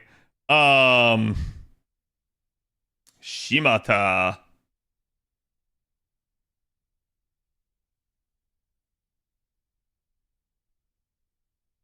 I could potentially go for the drain.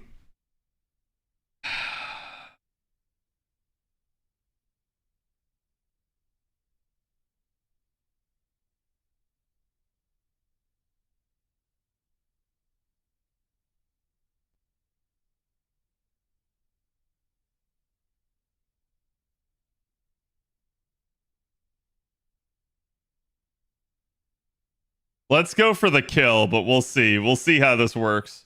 If he hits Castoria, this is perfect. If he hits Lady Avalon, oof. If he hits whatchamacallit,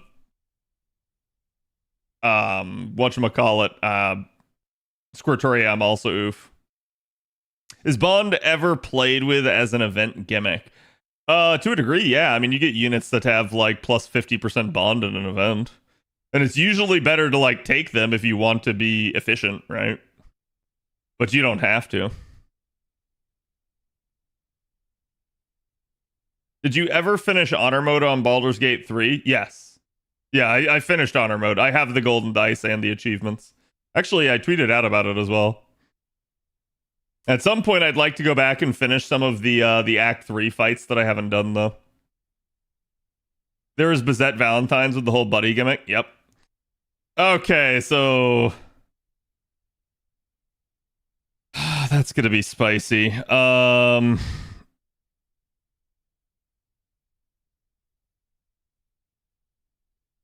he went straight after Squirtoria there.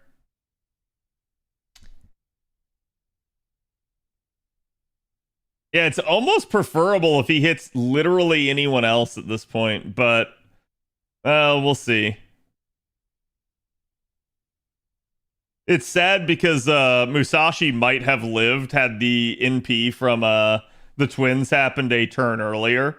I would have literally had the guts, and she would have actually lived through the defensive buff stripping. But unfortunately, she didn't.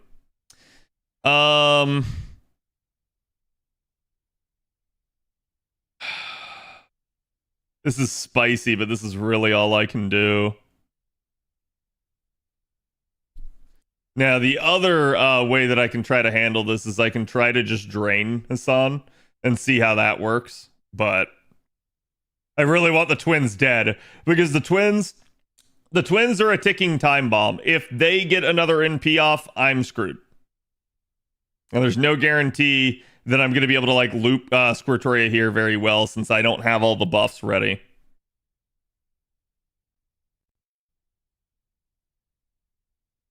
Come on, Castoria, Castoria, Castoria, Castoria, Castoria. Uh-oh.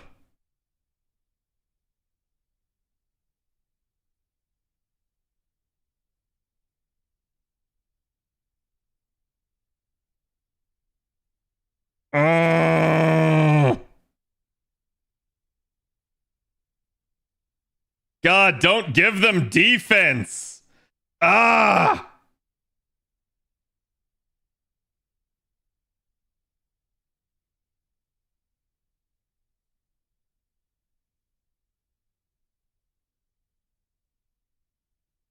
I'm worried King Hassan's just gonna death proc me too.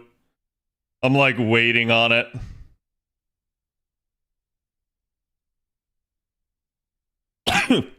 Ah.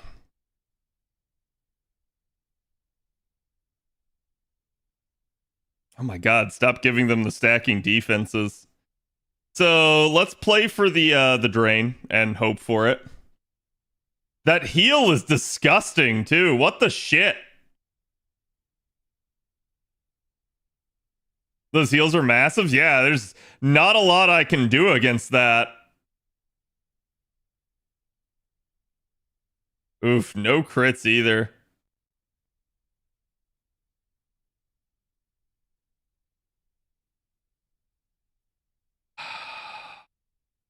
Wow, okay, thank God. Dude, they are out healing my Squirtoria's damage. What the crap, man?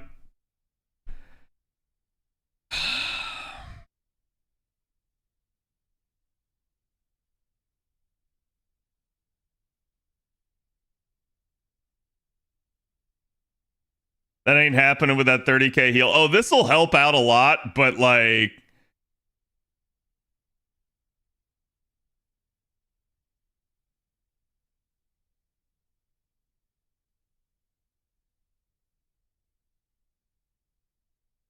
I should have just started out with double Castoria and rotated.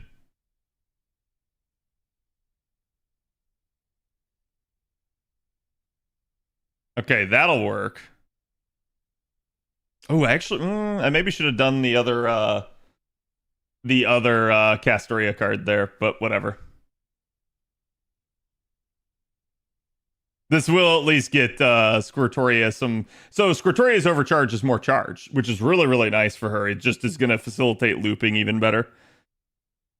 And you can see that's kind of what I'm trying to get online. Okay. They are dead. Oh no, quick down. That's actually not the end of the world for me, so I'll take that. Hopefully no death proc. King Hassan, don't you do it. Don't you do it. Don't you... Thank God. I was about to be like, you motherfucker. It's really funny, too, because they're just absolutely not hitting Squirtoria either. So, like, Squirtoria is not getting any charge off of that, which kind of sucks. I actually wish that she were. Because you can see she's relatively unharmed, and she's the one that can heal herself. So, it's definitely not the most ideal of circumstances here. We're going to go for the Mighty Chain.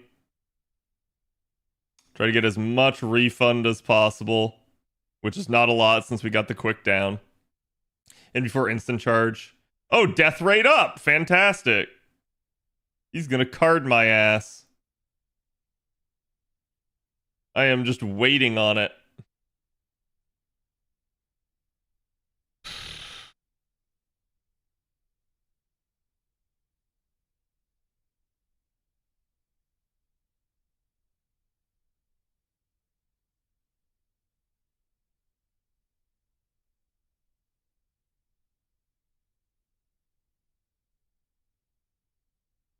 I'd really like that that Castoria Arts card. It's actually pretty nutty that I have not gotten like just a ton of Arts Chains here because of what my composition is.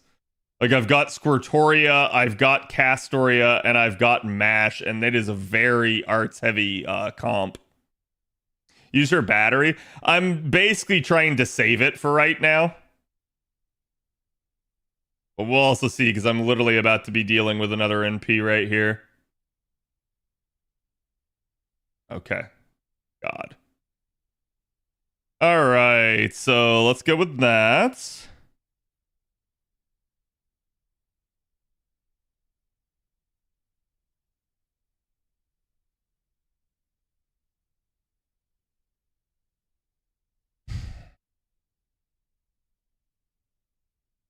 We're going to go with the full chain. Lately, these CQs are getting more and more BS. Did my capture card go apeshit again? Okay, there we go. I'm not even hesitating to use Command Seal Revives anymore.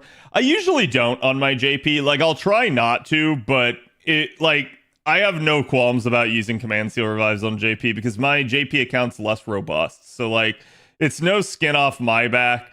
And I basically tell myself, okay, if my JP struggles, my NA will probably go through it easily. But it really just depends. It depends on like what you're trying to do. And in some circumstances, like you just either don't have the right build or you maybe don't have the right like units leveled up and stuff like that for it. So definitely, there you go. There's the death proc. So this is where things are going to get spicy because he's about to like start going pretty ape shit in terms of charge. So let's take a look at the cards here. So I can easily get Squirtoria to the NP probably, since the 20% is going to get her there anyways. So what we're going to do is we're going to place the NP gain on Castoria there. We're going to go ahead and put both those cards up front and then Castoria's last here so that we make sure we get to the Castoria NP because I'm going to need it at this point. Thankfully, right now, we're not taking much damage. This comp should be at least semi-resistant stuff. But it's definitely going to be a concern.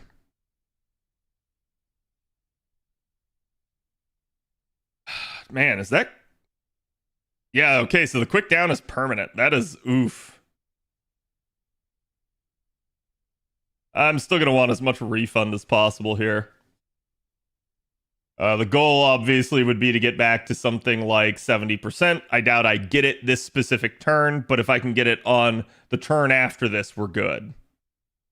And she actually almost killed anyways, so... This got spicier than it needed to be. I'm waiting on him to bullshit death proc me here. Okay, so there we go. We actually did get the refund. I think we just yeetus delete us here for the win. We let Squirtoria take this one in. But yeah, that was pretty nasty. Honestly, King Hassan himself was not that big of an annoyance. It was more the twins and like because I didn't get them in that 3-turn cadence, I ended up struggling there. If I had gotten them, this would have been a much easier fight. And then I wouldn't have even had to deal with it very much. I cheat on CQs all the time, never felt bad about it. Yeah, I mean, like, again, I've seen people that get really upset over challenge content. I do like challenge content, especially if I have time to, like, cover it and do everything. But I see a lot of people that go, like, oh man, like, I really wish that, like, units like Castoria weren't in the game. Like, they just ruined the game. And I'm like, no, they don't, and you don't have to use them. Like, if you want the challenge, you don't have to go and use the OP units. But I never understand trying to, like, take something else that's good away from players that are maybe less skilled or have less developed accounts. Zero-sum fun. Yeah, it's quite literally like we were talking about the other day, right? Like, where the Dark Souls community will often, like, say, hey, I want a challenge, and if you're not doing the challenge my way, like... You're just cheating, right? And it's like, no, I don't understand that mentality either. So it's very similar in the sense of like people saying like, oh, well, if you're not, holding yourself to the same standard that I am, you're not having fun with the game. You can't have fun with the game. It's like, huh?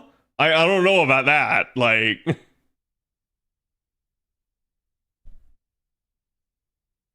Okay, so we did get another stack. I've been hoarding my foes here for JP for a little bit. Oh, I need to do something about that, but I can't pull it out just yet.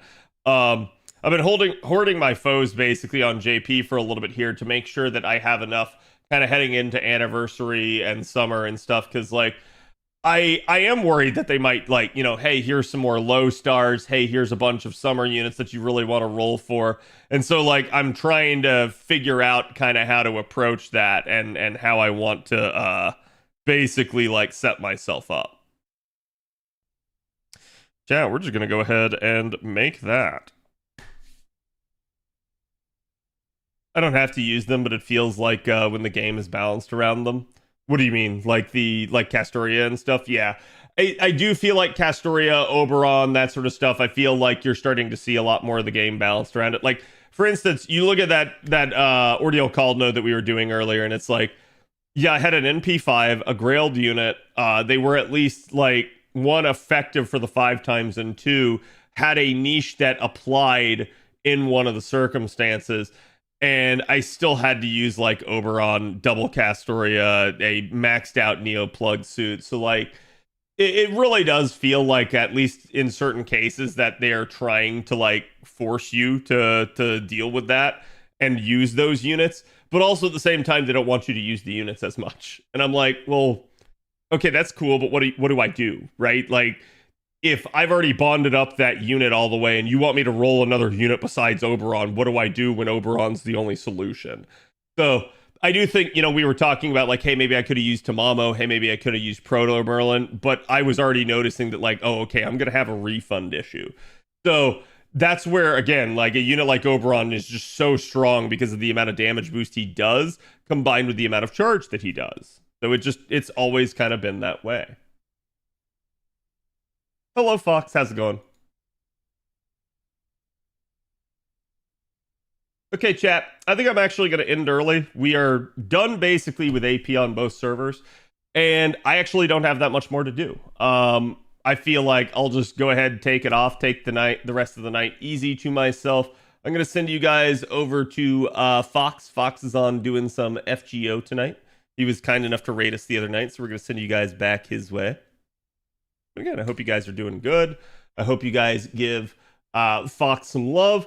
And again, show on up tomorrow night. We're going to be doing NP5 for Proto Merlin. It's going to be a special night. I'm going to have a nice surprise for you guys. So I hope to see you guys for that.